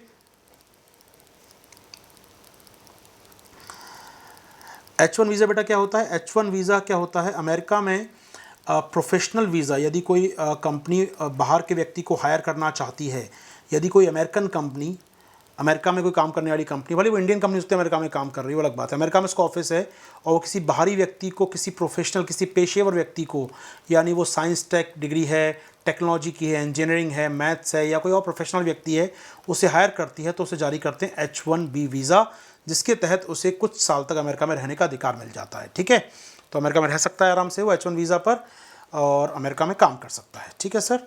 चलिए दोस्तों, स्टूडेंट के लिए नहीं, स्टूडेंट के लिए F वीज़ा होता है, F1 वीज़ा होते हैं, अलग वीज़ा होते हैं स्टूडेंट के लिए। ठीक है, आगे बढ़ेंगे दोस्तों, कभी और बात करेंगे अमेरिका वीज़ा सिस्टम पर। हाल फिलहाल H1B वीज़ा। ठीक है दोस्तों, आगे बढ़ते हैं आपके साथ। अगली खबर पे मैं आऊँगा यहाँ पर, अगली खबर पे चलेंगे आपके साथ। ब्रू रिफ्यूजी, हाँ अगली खबर क्या है सर? Bru refugee. Just a minute दोस्तों, जस्ट अ मिनट, समय में देखना पड़ेगा क्योंकि 11:30 पे तीसरा क्लास था मेरा, 45 मिनट के बाद ये ख़त्म। अभी इसमें कितनी स्लाइड्स हैं? 30 स्लाइड और हैं दोस्तों, इसमें 30 स्लाइड्स और हैं इसके अंदर। चलो स्विच ही कर लें क्या हम लोग? चलो पहले इसको कर लेते हैं। 10:30 पर ख़त्म होगा। अभी टाइम क्या हुआ? 10:27 हो गया ना। चलो इसको कर लेते हैं। ब्रू रिफ्यूजी सुन लीजिए दोस्तों। ब्रू रिफ्यूजी क्या है? त्रिपुरा में क्या हुआ सर? मैप दिखाता हूँ दोस्तों, अच्छा रहेगा आपको। ये मिजोरम का मैप दिख रहा है दोस्तों, को मिजोरम का मैप दिख रहा है। मिजोरम में रहते हैं ब्रू रिफ्यूजी, ब्रू जनजाति के, और रियांग भी कहते हैं इनको हम लोग। रियांग जनजाति, जनजाति लोग यहाँ पर रहते थे। 1997 में मिज़ोरम के जो लोकल ट्राइब्स हैं, मिज़ो ट्राइब्स हैं, इन्होंने अटैक किया, उनके भी संघर्ष हुआ रियांग के साथ उनका, और रियांग को अपना घर छोड़कर जाके रहना पड़ा त्रिपुरा के अंदर। त्रिपुरा में जाकर सेटल हो गए, बस्तियाँ बना ली उन्होंने, रिफ्यूजी में जाके बस गए, तब से नाम हो गया ब्रू रिफ्यूजी। तो ब्रू रहते कहाँ थे बेसिकली? वो मिज़ोरम में रहते थे सर, लेकिन उनका लोकल लोगों से अटैक हुआ, लोकल लोगों से उनका संघर्ष हुआ, और उसके बाद वो चले गए कहाँ पर सर? त्रिपुरा में रहने चले गए। ठीक है, ओके दिव्या, मैंने मैसेज देख लिया है आपका, मैं आपको रिप्लाई कर दूंगा। जुड़ जाना टेलीग्राम ग्रुप में मेरे, आप आराम से सुन लो यहाँ पर अभी। ठीक है, तो दोस्तों लगभग 40,000 ब्रू हैं, जो जिनको रियांग भी कहते हैं आप, वो 97 से कहाँ रह रहे हैं? मिज़ोरम छोड़कर त्रिपुरा के रिलीफ कैंप में रह रहे थे। इस साल के प्रारंभ में दोस्तों, इस साल के प्रारंभ में सुन लीजिए, इस साल के प्रारंभ में माफ़ कीजिए, साल में अभी हाल में एग्रीमेंट हुआ सर एक। ठीक है, किसके बीच? गवर्नमेंट ऑफ इंडिया के बीच, त्रिपुरा सरकार के बीच, मिज़ोरम सरकार के बीच, और ब्रू रिफ्यूजी के बीच। तो 4 पार्टी एग्रीमेंट हुआ, जिसके तहत जो रियांग या ब्रू वापस जाना चाहते हैं उनको सेटलमेंट किया जाएगा वहाँ पर, जो जाना नहीं चाहते उन्हें त्रिपुरा में रहने की ज़मीन दी जाएगी। ठीक है सर, तो लगभग 34,000 ऐसे लोग हैं जिनको त्रिपुरा में रहने की परमिशन दी गई। तो एग्रीमेंट किसके साथ हुआ? ये केंद्र सरकार का, त्रिपुरा सरकार, मिज़ोरम सरकार और ब्रू समुदाय के लोगों के साथ। तो 4 पार्टी एग्रीमेंट हुआ दोस्तों ये, और लगभग 97 का एक क्राइसिस चल रहा था, इसको एंड करने का प्रयास किया गया। इसके लिए रिहेबिलिटेशन किया जाए। किनका रिहैब किया जाएगा सर? रिहैब किया जाएगा दोस्तों हमारे ब्रू जनजाति के लोगों का रिहैब किया जाएगा, उन्हें त्रिपुरा में बसने का मौका दिया जाएगा। ठीक है सर, चलिए, तो यहाँ प्लॉट दिए जाएंगे इनको बसने के लिए। अब यहाँ पर मामला सेटल हो गया, अब बसना चालू किया, तो यहाँ पर एनजीटी सामने आ गया। एनजीटी यानी राष्ट्रीय हित अधिकरण कह रहा है भैया कि जो आप बसा रहे हो ना लोगों को, वो जंगल के अंदर बसा रहे हो, आप वायलेशन कर रहे हो वन कानूनों का हमारे। आप इनको कहाँ बसा रहे हो? रीसेटल कर रहे हो फॉरेस्ट के अंदर, जो कि गलत है। आपको प्रॉपर शहर में ले जाके बसाओ, गांव बसाओ, जंगल के अंदर आप इन्हें नहीं बसा सकते। तो दोस्तों इसको यहाँ रोक दिया गया है। कुल मिलाकर ब्रू सेटलमेंट को स्टे कर दिया एक प्रकार से। यहाँ पर उनका कहना है कि आप जंगल में नहीं बसा सकते, रिपोर्ट सबमिट कीजिए कि आखिर आप इनको जंगलों में क्यों बसा रहे हैं। क्या मेरी बात समझ में आ रही है दोस्तों आपको? यहाँ पर ये क्या याद रखेंगे? क्वाड्रिपार्टी एग्रीमेंट यानी कि 4 पक्षीय समझौता हुआ था दोस्तों। कब? 2020 के जनवरी महीने में समझौता हुआ था दोस्तों ये। ठीक है, मिज़ोरम सरकार, त्रिपुरा सरकार, गृह मंत्रालय, केंद्र सरकार और ब्रू रिफ्यूजी के बीच में एग्रीमेंट हुआ था 2020 के प्रारंभ में, और जिसके तहत इनको बसने का अधिकार दिया गया था त्रिपुरा के अंदर। हो पाएगी दोस्त बात हमारी, याद हो जाएगा ये। चलिए अब एक खबर ये है, 2 3 चलिए 3 खबरें हमारे पास हैं दोस्तों, 3 खबरें हैं, ठीक है, मुझे लगा स्लाइड्स हैं, चलिए कोई बात नहीं, 3 न्यूज़ हैं, फटाफट सुन लेते हैं आपके साथ, ठीक है। टेस्ट चलेंगे, इसके बाद मैं सीवी क्लास में कंटिन्यू टेस्ट कर दूंगा, ठीक है आपका। इसी क्लास में हम 10 मिनट का 10 क्वेश्चन का टेस्ट कर लेंगे आराम से आपका, ठीक है, टाइम बेकार नहीं होगा अपना। लेट्स क्लियर, सुनिए दोस्तों, अगली खबर पे आता हूँ आपके साथ। पाकिस्तान में एक बिल पास किया गया है जिससे पाकिस्तान में जो भारत के बंदी हैं वहाँ पर, भारत के जो नागरिक बंद है वहाँ पर, उसे अपील करने का मौका मिलेगा अंतर्राष्ट्रीय कोर्ट में, अपनी काउंसलर से बात करने का मौका मिलेगा। मामला क्या है सर, पाकिस्तान की संसद ने, असेंबली कहते हैं वहाँ पर, नेशनल असेंबली, उसने एक बिल पास किया है सर, जिससे कुलभूषण जाधव जी जो वहाँ पर पिछले लंबे समय से गिरफ्तार हैं, उन्हें अपने कहना चाहिए मुझे, अपने वकील से, अपने काउंसलर से, भारत सरकार के प्रतिनिधियों से बात करने का मौका मिलेगा, ठीक है। कुलभूषण जाधव को पाकिस्तान में गिरफ़्तार किया गया था और उन पर वहाँ आतंकवादी होने के उन पर आरोप लगाए गए, गंभीर जासूसी के, आतंकवादी होने के आरोप लगाए गए हैं। कुलभूषण जाधव भारतीय नेवी के पूर्व कर्मचारी रह चुके हैं और पहले रिटायर हो चुके हैं, छोड़ चुके हैं वो सेवा को अपनी, और व्यापार करने के सिलसिले में वो ईरान और पाकिस्तान जाते रहते थे। तो व्यापार के सिलसिले में गए थे, पाकिस्तान ने गिरफ्तार कर लिया।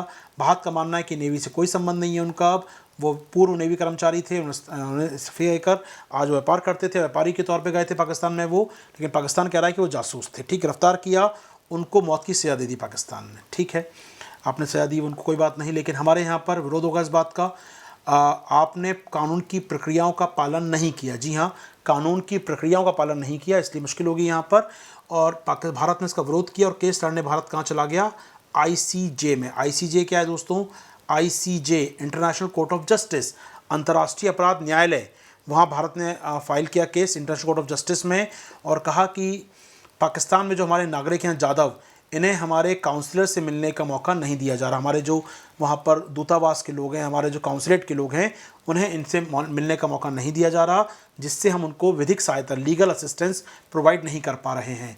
आईसीजे ने मामला सुना और आईसीजे ने कहा कि पाकिस्तान को भारत के इस नागरिक के लिए सुविधा देनी होगी और इन्हें काउंसलेट से मिलने का मौका, भारत के लोगों से मिलने का मौका, भारत के जो दूतावास के लोग उनसे मिलने का मौका अलाउ करना होगा, ठीक है। तो ये आईसीजे ने फैसले में कहा। याद रखिएगा 51 old retired Indian navy officer थे जो पाकिस्तान में मिलिट्री कोर्ट ने कहा था जासूसी और आतंकवाद में गिरफ्तार किए गए थे, 2017 में आरोप लगे थे इनके ऊपर दोस्तों। इंडिया आईसीजे में केस किया था भारत ने, और आईसीजे ने भारत के पक्ष में फैसला दिया था, पाकिस्तान से कहा था कि जब तक ये मुलाकात नहीं करते, नई हियरिंग अपील नहीं करते, तब तक आप इन्हें फांसी नहीं दे सकते हैं। तो पाकिस्तान में इनको फांसी देने से रोक दिया गया था। अब पाकिस्तान सरकार ने एक बिल पास किया है, ICJ review and reconsideration bill 2020, जिसके बाद कुलभूषण जाधव को पाकिस्तान में अधिकार मिल गया है भारत के दूतावास के अधिकारी से मिलने का। जी हाँ, अब यहाँ पर जाधव को अपील करने का अधिकार होगा, वो काउंसलर से मिल सकते हैं। नहीं, जो आईसीजे ने कहा था उसे लागू कर दिया है पाकिस्तान ने इस बिल को पास करने के बाद, जो कि भारत के लिए अच्छी बात है। भारत की जीत, एक प्रकार से डिप्लोमेटिक जीत है भारत की, कि हम आईसीजे में गए, वहाँ पाकिस्तान के खिलाफ केस लड़े, और आज पाकिस्तान को ये बिल पास करना पड़ा संसद में, और हमारे नागरिक को जो जेलबंद है वहाँ पर, उसे लीगल काउंसलर या हमारे काउंसलेट से मिलने का मौका, परमिशन दिया। तो पाकिस्तान इस समय चाह भी रहा है बातचीत करना, लगातार वो ऐसे मौके ढूंढ रहा है भारत के साथ। हमने देखा इमरान खान को दिनों पहले कह रहे थे जम्मू कश्मीर को लेकर, तो लगातार आज पाकिस्तान की तरफ से सॉफ्ट वाइब्रेशन आ रहे हैं हमारे पास कि भैया बात कर लो, बातचीत कर लो, FATF की मीटिंग होने वाली है, कुछ देख लो यार, ठीक है।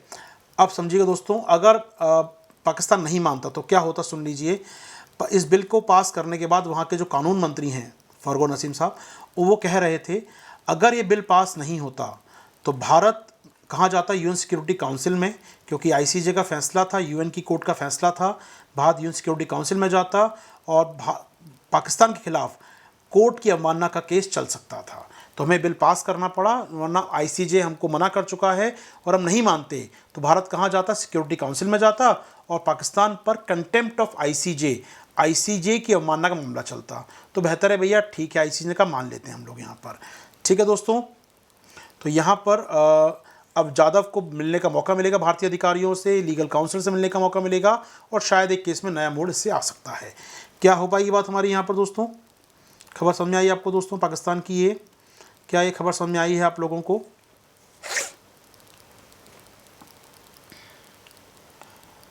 ठीक है सर, आ गया समझ में सारी खबर।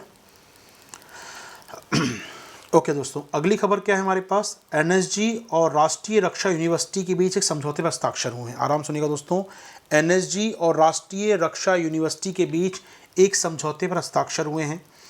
नेशनल सिक्योरिटी गार्ड जानते हैं आप, राष्ट्रीय सुरक्षा हमारा जो गार्ड है ये, और एक है राष्ट्रीय रक्षा यूनिवर्सिटी। कहाँ, ठीक है दोस्तों, ये क्या है सर, इनके बीच साइन हुए एग्रीमेंट पर, जिसके तहत काउंटर टेररिज्म पर हम बात करें या आईडी के बारे में बात करें, हाईजैकिंग की बात करें, इससे यहाँ रिसर्च को बढ़ावा मिलेगा। यानी एनएसजी को जो उपकरण चाहिए होते हैं, जो उनको रिसर्च डेटा चाहिए होता है, वो उस पर रिसर्च करेंगे ये लोग। कौन, राष्ट्रीय रक्षा यूनिवर्सिटी के अनुसंधानकर्ता, और एनएसजी को मदद करेंगे। कुल मिलाकर एनएसजी की एक प्रकार से रिसर्च को सपोर्ट करेगा यहाँ पर सर राष्ट्रीय रक्षा यूनिवर्सिटी। दोस्तों याद रखिएगा, यूनिवर्सिटी के लिए बिल लास्ट ईयर पास किया गया था और इसे दर्जा दिया गया है नेशनल इंपॉर्टेंस, यानी राष्ट्रीय महत्व के संस्थान का दर्जा इसे दिया गया है। दोस्तों 30 सेकंड मुझे आप देंगे तो मैं आपको एक यहाँ पर बिल दिखाऊंगा जो आपके काम का हो सकता है।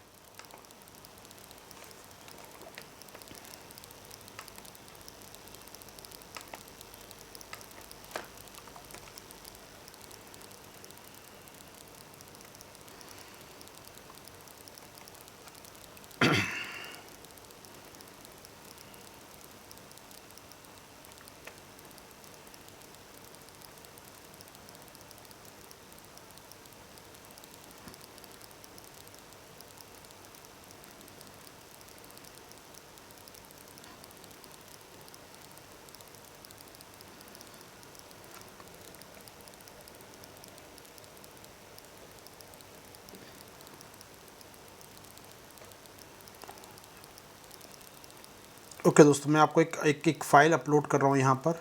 बहुत अच्छी फ़ाइल है आपके लिए, बहुत काम आ सकती है आपके लिए फ़ाइल ये।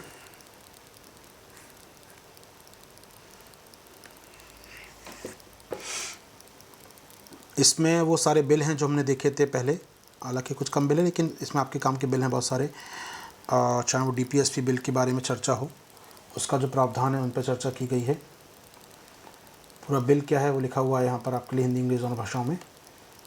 ठीक है, पूरा बिल है इसके अंदर। बहुत सारे बिल को मैंने लिखा था एक साथ यहाँ पर एक फ़ाइल में। एबीसी मैंने कराया था जब आपको यहाँ पर, ठीक है। तो न्याय डे 3 इसमें था राष्ट्रीय रक्षा यूनिवर्सिटी बिल। ठीक है, तो ये बिल पास हुआ है दोस्तों 2020 में, राष्ट्रीय रक्षा यूनिवर्सिटी बिल पास हुआ है आपका। सीधे मैं आपको इस बिल पर लेकर आता हूँ।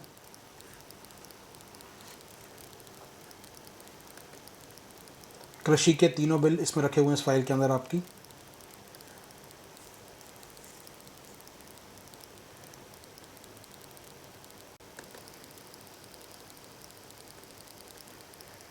ठीक है, विवाद से विश्वास बिल ये भी चलता रहा, चर्चा में रहा लास्ट ईयर। संविधान संस्कृत यूनिवर्सिटी बिल पास हुआ हमारे यहाँ लास्ट ईयर, वो भी है इसके अंदर। ठीक है, इसके अलावा इसमें medical termination MTA bill pass हुआ, वो भी है इसके अंदर। ठीक है, इसको आप देख सकते हैं।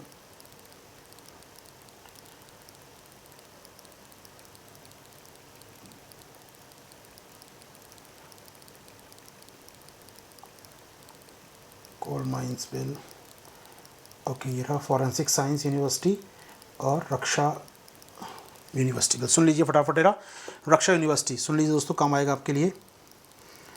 ये बताना था मुझे। 23 मार्च, लगभग 1 साल पुरानी बात है दोस्तों, तब के बिल तैयार किए थे मैंने। ये राष्ट्रीय रक्षा यूनिवर्सिटी बिल पेश किया, संसद में पास हो गया सर। ठीक है, क्या है बिल सुन लीजिए। इसमें क्या है सर, जो हमारी रक्षा यूनिवर्सिटी गुजरात है उसे क्या कर रहे हैं हम लोग, नेशनल रक्षा यूनिवर्सिटी में कन्वर्ट कर रहे हैं। ध्यान सुनिए दोस्तों, एक बार जूम करके पढ़ लीजिए। ऑलरेडी जो हमारे पास एक यूनिवर्सिटी गुजरात की, रक्षा शक्ति यूनिवर्सिटी गुजरात में, जो स्टेट यूनिवर्सिटी थी पहले, अब इसको दर्जा दे दिया गया है सर, किसका, राष्ट्रीय रक्षा यूनिवर्सिटी का नाम दिया जाएगा इसको, और राष्ट्रीय महत्व की यूनिवर्सिटी बन जाएगी। तो 2009 का जो एक्ट था इसे हटा दिया गया है। अब ये पहले गुजरात में यूनिवर्सिटी थी, अब इसको राष्ट्रीय महत्व की यूनिवर्सिटी बन गई है सर। ये इसका नाम हो गया है राष्ट्रीय रक्षा यूनिवर्सिटी। क्या करेगी सर, सुन लीजिए क्या करेगी, फंक्शन क्या होंगे इस यूनिवर्सिटी के, आपके स्क्रीन पर। पुलिस साइंस में निर्देश अनुसंधान प्रदान करना, कोस्टल साइबर सिक्योरिटी, कुल मिला के रिसर्च करना पुलिस के लिए, कॉलेज तैयार करना, पाठ्यक्रम निर्धारित करना, कुल मिला के पुलिस कॉलेजेस के लिए पुलिस ट्रेनिंग मैनुअल तैयार करना, क्या ट्रेनिंग दी जाए पुलिस को, उसके काम बताएंगे ये लोग यहाँ पर। इसके अलावा सर कुल मिला के रिसर्च को बढ़ावा देना, एक अच्छा फंक्शनल किस प्रकार पुलिस में हम लोग रिसर्च को बढ़ावा सकें, पुलिस में हम लोग ट्रेनिंग को कैसे अच्छा कर सकते हैं, प्रशिक्षण कैसे अच्छा कर सकते हैं, उसे बढ़ावा दिया जाएगा। तो बेसिकली किसके लिए था ये? पुलिस के लिए। अब इसको एक्सटेंड कर रहे हैं किसके लिए हम लोग? एनएसजी के लिए भी। जी, एनएसजी के लिए मदद करेगा अभी ये संस्थान, एनएसजी के लिए भी ट्रेनिंग मैनुअल तैयार करेगा दोस्तों। तो ये आखिएगा, ये काम का बिल है आपके लिए। इसके फंक्शन, इसके उद्देश्य पूछ सकता है, याद रखिएगा। अब चर्चा में एनएसजी की वजह से आ गया दोस्तों। एनएसजी ने एग्रीमेंट किया है राष्ट्रीय रक्षा यूनिवर्सिटी के साथ आपके लिए। हालांकि याद रखिए 2 एक्ट पास हुए थे back to back last year, 2 act पास हुए थे, तब बताया था मैंने आपको वहाँ पर। ये बिल भी पास हुआ था। ये वो डेट है दोस्तों जो लॉकडाउन में जाने से एक दिन पहले, संसद के अंतिम दिन था वो, और 23 मार्च 2020 को लॉकडाउन में जाने से एक दिन पहले हमने इसको सारा बिल पास किए थे संसद में दोस्तों। तभी पास हुआ था national forensic sciences university bill, ये पास भी हुआ था। और इसमें वही बात थी, यहाँ पर सेम बात, सेम कॉन्सेप्ट, सेम चीज़ें, सेम चीज़ दोस्तों यहाँ पर। तो गुजरात में बनी है sir, Gujarat forensic science university Gandhinagar में, ठीक है। और लोकनायक जयप्रकाश नारायण यूनिवर्सिटी जो बनी है नई दिल्ली में, इनको मिला के बन रहा है national forensic science university Gujarat की सर, ठीक है। तो यहाँ पर एक बनाया जा रहा है इंस्टीट्यूट ऑफ नेशनल इंपॉर्टेंस, याद रखिएगा। गुजरात की यूनिवर्सिटी और जयनारायण यूनिवर्सिटी, ठीक है, कर कह रहे हैं दोनों कैंपस मिला दिए जाएंगे और यहाँ पर अब होगा नेशनल फॉरेंसिक साइंस यूनिवर्सिटी। कहाँ होगी? गुजरात हेडक्वार्टर होगा, इसका कैंपस दिल्ली में होगा दोस्तों। राष्ट्रीय महत्व का संस्थान होगा ये अपने आप में, ठीक है सर। उद्देश्य वही, फॉरेंसिक जांच के लिए रिसर्च करना, फॉरेंसिक के मैप तैयार करना, इनकी लैब तैयार करना, ट्रेनिंग तैयार करना, सारा काम होगा दोस्तों। तो पुलिस रिफॉर्म में बड़े कदम थे अपने आप में ये। लास्ट ईयर पुलिस रिफॉर्म की चर्चा भी होती रही। तो पुलिस रिफॉर्म बड़े कदम, पुलिस ट्रेनिंग को बेहतर करने के लिए राष्ट्रीय रक्षा यूनिवर्सिटी और नेशनल फॉरेंसिक साइंसेज यूनिवर्सिटी, दोनों अंदर किस मिनिस्ट्री में आती हैं sir? Ministry of home affairs, गृह मंत्रालय में शामिल होती हैं। याद रख पाएंगे सारी बातें दोस्तों। दोनों बिल पास हो चुके हैं, लागू हो चुके हैं। दोनों यूनिवर्सिटी, राष्ट्रीय रक्षा यूनिवर्सिटी और नेशनल फॉरेंसिक साइंसेज यूनिवर्सिटी लागू हो चुकी हैं। याद रहेंगी सारी बातें आपको। इनके फंक्शन एक बार देख लीजिएगा, काम आएंगे आपके लिए, ठीक है। चलो आगे बढ़ते हैं दोस्तों, आगे चलें हम लोग आपके साथ।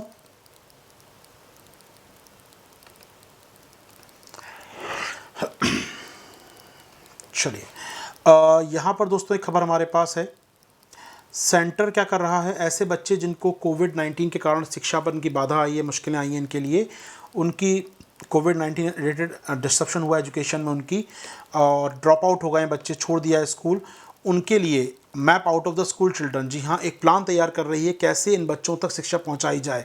जो स्कूल के बाहर आ गए हैं, ड्रॉप आउट हो गए हैं, उन्हें कैसे दोबारा मेन स्ट्रीम एजुकेशन से जोड़ा जाए और कैसे स्पेशल ट्रेनिंग सेंटर चलाए जाएँ। देखिए, जो बच्चे ऑनलाइन पढ़ रहे हैं वो तो पढ़ ही रहे हैं, लेकिन जो बच्चे ड्रॉप आउट हो गए, अब सरकार चाहती है इनको दोबारा स्कूल लाया जाए, और जो उनका नुकसान हो गया है या उनको मेन स्ट्रीम से जोड़ा कैसे जाए दोबारा, क्या मॉड्यूल तैयार किया जाए, क्या एक्शन प्लान तैयार किया जाए जिससे बच्चे ऑनलाइन पढ़ सकें। यहाँ पर ऑनलाइन मॉड्यूल तैयार किए हैं सरकार ने कई यहाँ पर छोटे छोटे, जिसको पढ़कर वो मेन स्ट्रीम कॉलेज स्कूलों के साथ में जुड़ सकेंगे। तो डेटा कितना हो उनके बारे में, कितने बच्चे ऐसे हैं, तो उन पर निगरानी करी जाएगी सरकार द्वारा। तो कुल मिलाकर केंद्र सरकार क्या करने वाली है सर? केंद्र सरकार एक मॉड्यूल तैयार कर रही है, एक प्लान तैयार कर रही है। इसके तहत जो बच्चे स्कूल छोड़ चुके हैं उन्हें दोबारा स्कूल से जोड़ा जाएगा, खासकर जो ड्रॉप आउट हैं उनको दोबारा स्कूल से जोड़ा जाने का दोस्तों यहाँ पर, ठीक है सर। आप कितने पेपर पढ़ते हैं ये पूछ रहे हैं क्या शांतु? क्या हो गया यार, खबरें ज़्यादा लगती हैं क्या आप लोगों को? आज तो पीआईबी शामिल नहीं किया, मालूम मैं आपको सीक्रेट बता रहा हूँ आपको, पीआईबी शामिल ही नहीं किया मैंने आज तो, ठीक है। तो पीआईबी खबरें बची हैं, सोच सकते हैं अभी तो ठीक है ना, चिंता मत करो यार, पढ़ लिया करो। मतलब अभी सीक्रेट बताऊँगा, कहोगे सर आधी आधी खबरें कराते हो, वादा करते हो पीआईबी पढ़ाओगे, अब मालूम पड़ता नहीं कब मैंने किसी दिन पीआई पढ़ाया, किसी दिन नहीं पढ़ाया, सब चलता है, लेकिन इंपॉर्टेंट बातें छूटता नहीं है। एंड ऑफ द डे आप मंथ के एंड में जाके देखेंगे यार सब तो करा दिया सर ने, और ज़्यादा ही कराता हूँ मैं, कम नहीं कराता हूँ, चिंता मत करो, चीज़ें कम नहीं होती हैं, बिल्कुल ज़्यादा ही होती हैं, कुछ कम नहीं होगा हमारे यहाँ पर, ठीक है दोस्तों। चलिए आगे बढ़ते हैं आपके साथ, आगे बढ़े हम लोग यहाँ से। तो ऑनलाइन मॉड्यूल देखिए दोस्तों, शिक्षा को लेकर ना खासकर मैं दो दिन बाद कह चुका हूँ, हेल्थ और एजुकेशन को लेकर तैयार रखिएगा टॉपिक, खासकर एजुकेशन को इस कोविड ने कैसे इफेक्ट किया है, को बच्चों पर असर क्या क्या हुआ है, वो सारी बातें। बच्चों पर असर अगर मैं कहूँ एक बार आपके साथ, चाइल्ड एंड कोविड, इसको लेकर पूछ सकता है यूपीएससी मेंस में सवाल आपसे, बच्चों पर कैसा कैसा असर पड़ा है, उनके एजुकेशन पर असर पड़ा है। जी हाँ, एजुकेशन पर असर पड़ा है। चाइल्ड लेबर के मामले बढ़ गए हैं बच्चों पर, हमने देखा ऑर्फन, अनाथ, 10,000 से अधिक बच्चे हम देख रहे हैं अनाथ हो गए हैं, रिपोर्ट तो कह रही 30,000 बच्चे अनाथ हुए हैं। तो ऐसे में उनके अनाथ होने का या उनकी वर्नेबल हो गए हैं ज़्यादा सर, वो अधिक वो कहना चाहिए वो वर्नेबल सेक्शन में आ गए हैं, वंचित तबके में आ गए हैं सर। इसके अलावा इमोशनल और फिज़िकल बैरियर भी आ गए हैं सर, दो राय नहीं है इसमें। बच्चे घरों में बंद हैं, खेल कूद नहीं रहे हैं। आज मैं पढ़ रहा था कहीं बच्चों की भाषा बदलती जा रही है, दिन भर वो लैपटॉप या टीवी देख रहे हैं तो उनकी भाषा बदल रही है, स्कूल नहीं जा पा रहे हैं, मित्रों सोशल सर्कल उनका कट चुका है। तो कई प्रकार के या फिर कई और मुश्किलें बढ़ रही हैं, बीमारियां बढ़ रही हैं बच्चों में। इसके अलावा चाइल्ड मैरिजेस बढ़ी हैं, चाइल्ड लेबर बढ़ा है हमारे यहाँ पर, ड्रॉप आउट रेशियो बढ़ गया है, उनका न्यूट्रिशन लेवल, पहले हम स्कूल जाते मिड डे मील मिलता था, न्यूट्रिशन लेवल कम हो रहा है यहाँ पर उनका कहीं ना कहीं। कई समस्याएं बच्चों के साथ, उनके फिज़िकल, उनके इमोशनल, उनके अगर एजुकेशनल, हर उनके विकास को अवरोध मिला है दोस्तों। तो इम्पॉर्टेंट बात है, तैयार रखिएगा कोविड ने क्या क्या किया है और इसके लिए सरकार ने क्या क्या प्रयास किए हैं। ऑनलाइन एजुकेशन से लेकर हमने देखा था पोर्टल तैयार किया मिनिस्ट्री ऑफ एजुकेशन है, जहाँ पर इमोशनल डिस्ट्रेस में जो बच्चे हैं फ़ोन कर सकते हैं, उनको गाइड किया जाएगा। चाइल्ड सेक्सुअल अब्यूज़ बढ़ गया है, इसमें भूलना नहीं चाहिए हमको एक बात, चाइल्ड सेक्सुअल अब्यूज़ बढ़ गया है। बच्चे घरों बंद हैं कहीं ना कहीं, तो चाइल्ड सेक्सुअल अब्यूज़ के मामले सामने बढ़ते जा रहे हैं लगातार। उनके एग्ज़ाम नहीं हो रहे हैं, जब एग्ज़ाम नहीं हो रहे हैं, 10th का एग्ज़ाम कैंसिल, 12th का exam cancel, back to back exam cancel हो रहे हैं, इससे बच्चों का मूल्यांकन, बच्चों में एग्ज़ाम्स के प्रति जो एक जज्बा होता है करने का, वो ख़त्म होता जा रहा है, फाइटिंग स्पिरिट ख़त्म होती जा रही है एग्ज़ाम को लेकर। तो कहीं ना कहीं बहुत सारी चीज़ें बदलेंगी यहाँ पर दोस्तों।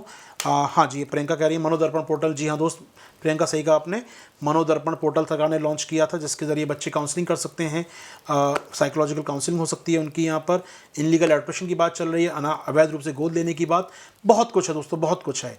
तो बच्चों और कोविड-19 का एक कंप्रेहेंसिव तैयार कीजिएगा। सरकार ने क्या क्या प्रयास किया एजुकेशन के लिए, उनकी हेल्थ के लिए, उनकी गोद लेने के लिए, क्या क्या स्कीम सरकार ने लॉन्च की हैं, एक बार कंप्रेहेंसिव प्लान तैयार करके रखिएगा, बहुत काम आएगा दोस्तों आपको एग्जाम में। अभी नहीं दिखेगा आपको काम आता हुआ, लेकिन पीटी और मेंस दोनों का काम आएगा बच्चों की जो भी स्कीम सरकार लॉन्च कर रही है। ठीक है, कर पाएंगे इतना काम दोस्तों हम लोग यहाँ पर? क्या हम इतना काम कर पाएंगे आराम से? ठीक है सर, चलिए ओके, यहाँ हमारा क्लास खत्म होता है दोस्तों। क्लास करंट अफेयर्स खत्म हो गया, टॉपिक मेरे पास, मैंने कहा 3-4 टॉपिक ही थे। अच्छा दोस्तों, एक न्यूज़ आई थी कल, एक सेंट्रल एशिया देश ने बिटकॉइन को लीगल टेंडर घोषित कर दिया है। किस देश ने किया बताएंगे मुझे? किस देश ने, सेंट्रल अमेरिका के एक देश ने घोषित कर दिया है लीगल टेंडर। किसे? El Salvador. जी हाँ दोस्तों, कल एक खबर थी, छूट गई थी आईआर की। अल सल्वाडोर ने बिटकॉइन को लीगल टेंडर यानी वैधानिक मुद्रा का दर्जा दे दिया है दोस्तों अपने यहाँ पर। याद रख लीजिए, ऑनलाइन लिख लीजिए कहीं भी, अल सल्वाडोर ने दोस्तों क्या किया है? अल सल्वाडोर ने बिटकॉइन को दर्जा दे दिया है किसका? लीगल टेंडर का। याद रखिए, खबर थी कल जो छूट गई थी हमारी आईआर के सेक्शन से। कल मैं आपको चाय में करा दिया दोस्तों, CHI में कराया था मैंने, फास्ट रेडियो बस मैंने करा दिया था आपको मैंने कल। ठीक है, ये हमने कल कर लिया था, इसमें कोई बचा नहीं है। एक खबर है चाइना के रिएक्टर के बारे में, जो मैं कल करा दूंगा दोस्त। तो कल सुबह अपना एक क्लास और होगा करंट अफेयर्स का, 10 PM पर क्लास, 10 AM पर क्लास करंट अफेयर्स का लूँगा मैं। जो टॉपिक बचे हुए हैं या कुछ और रिवीजन करना है हम लोग कर लेंगे सुबह आराम के साथ।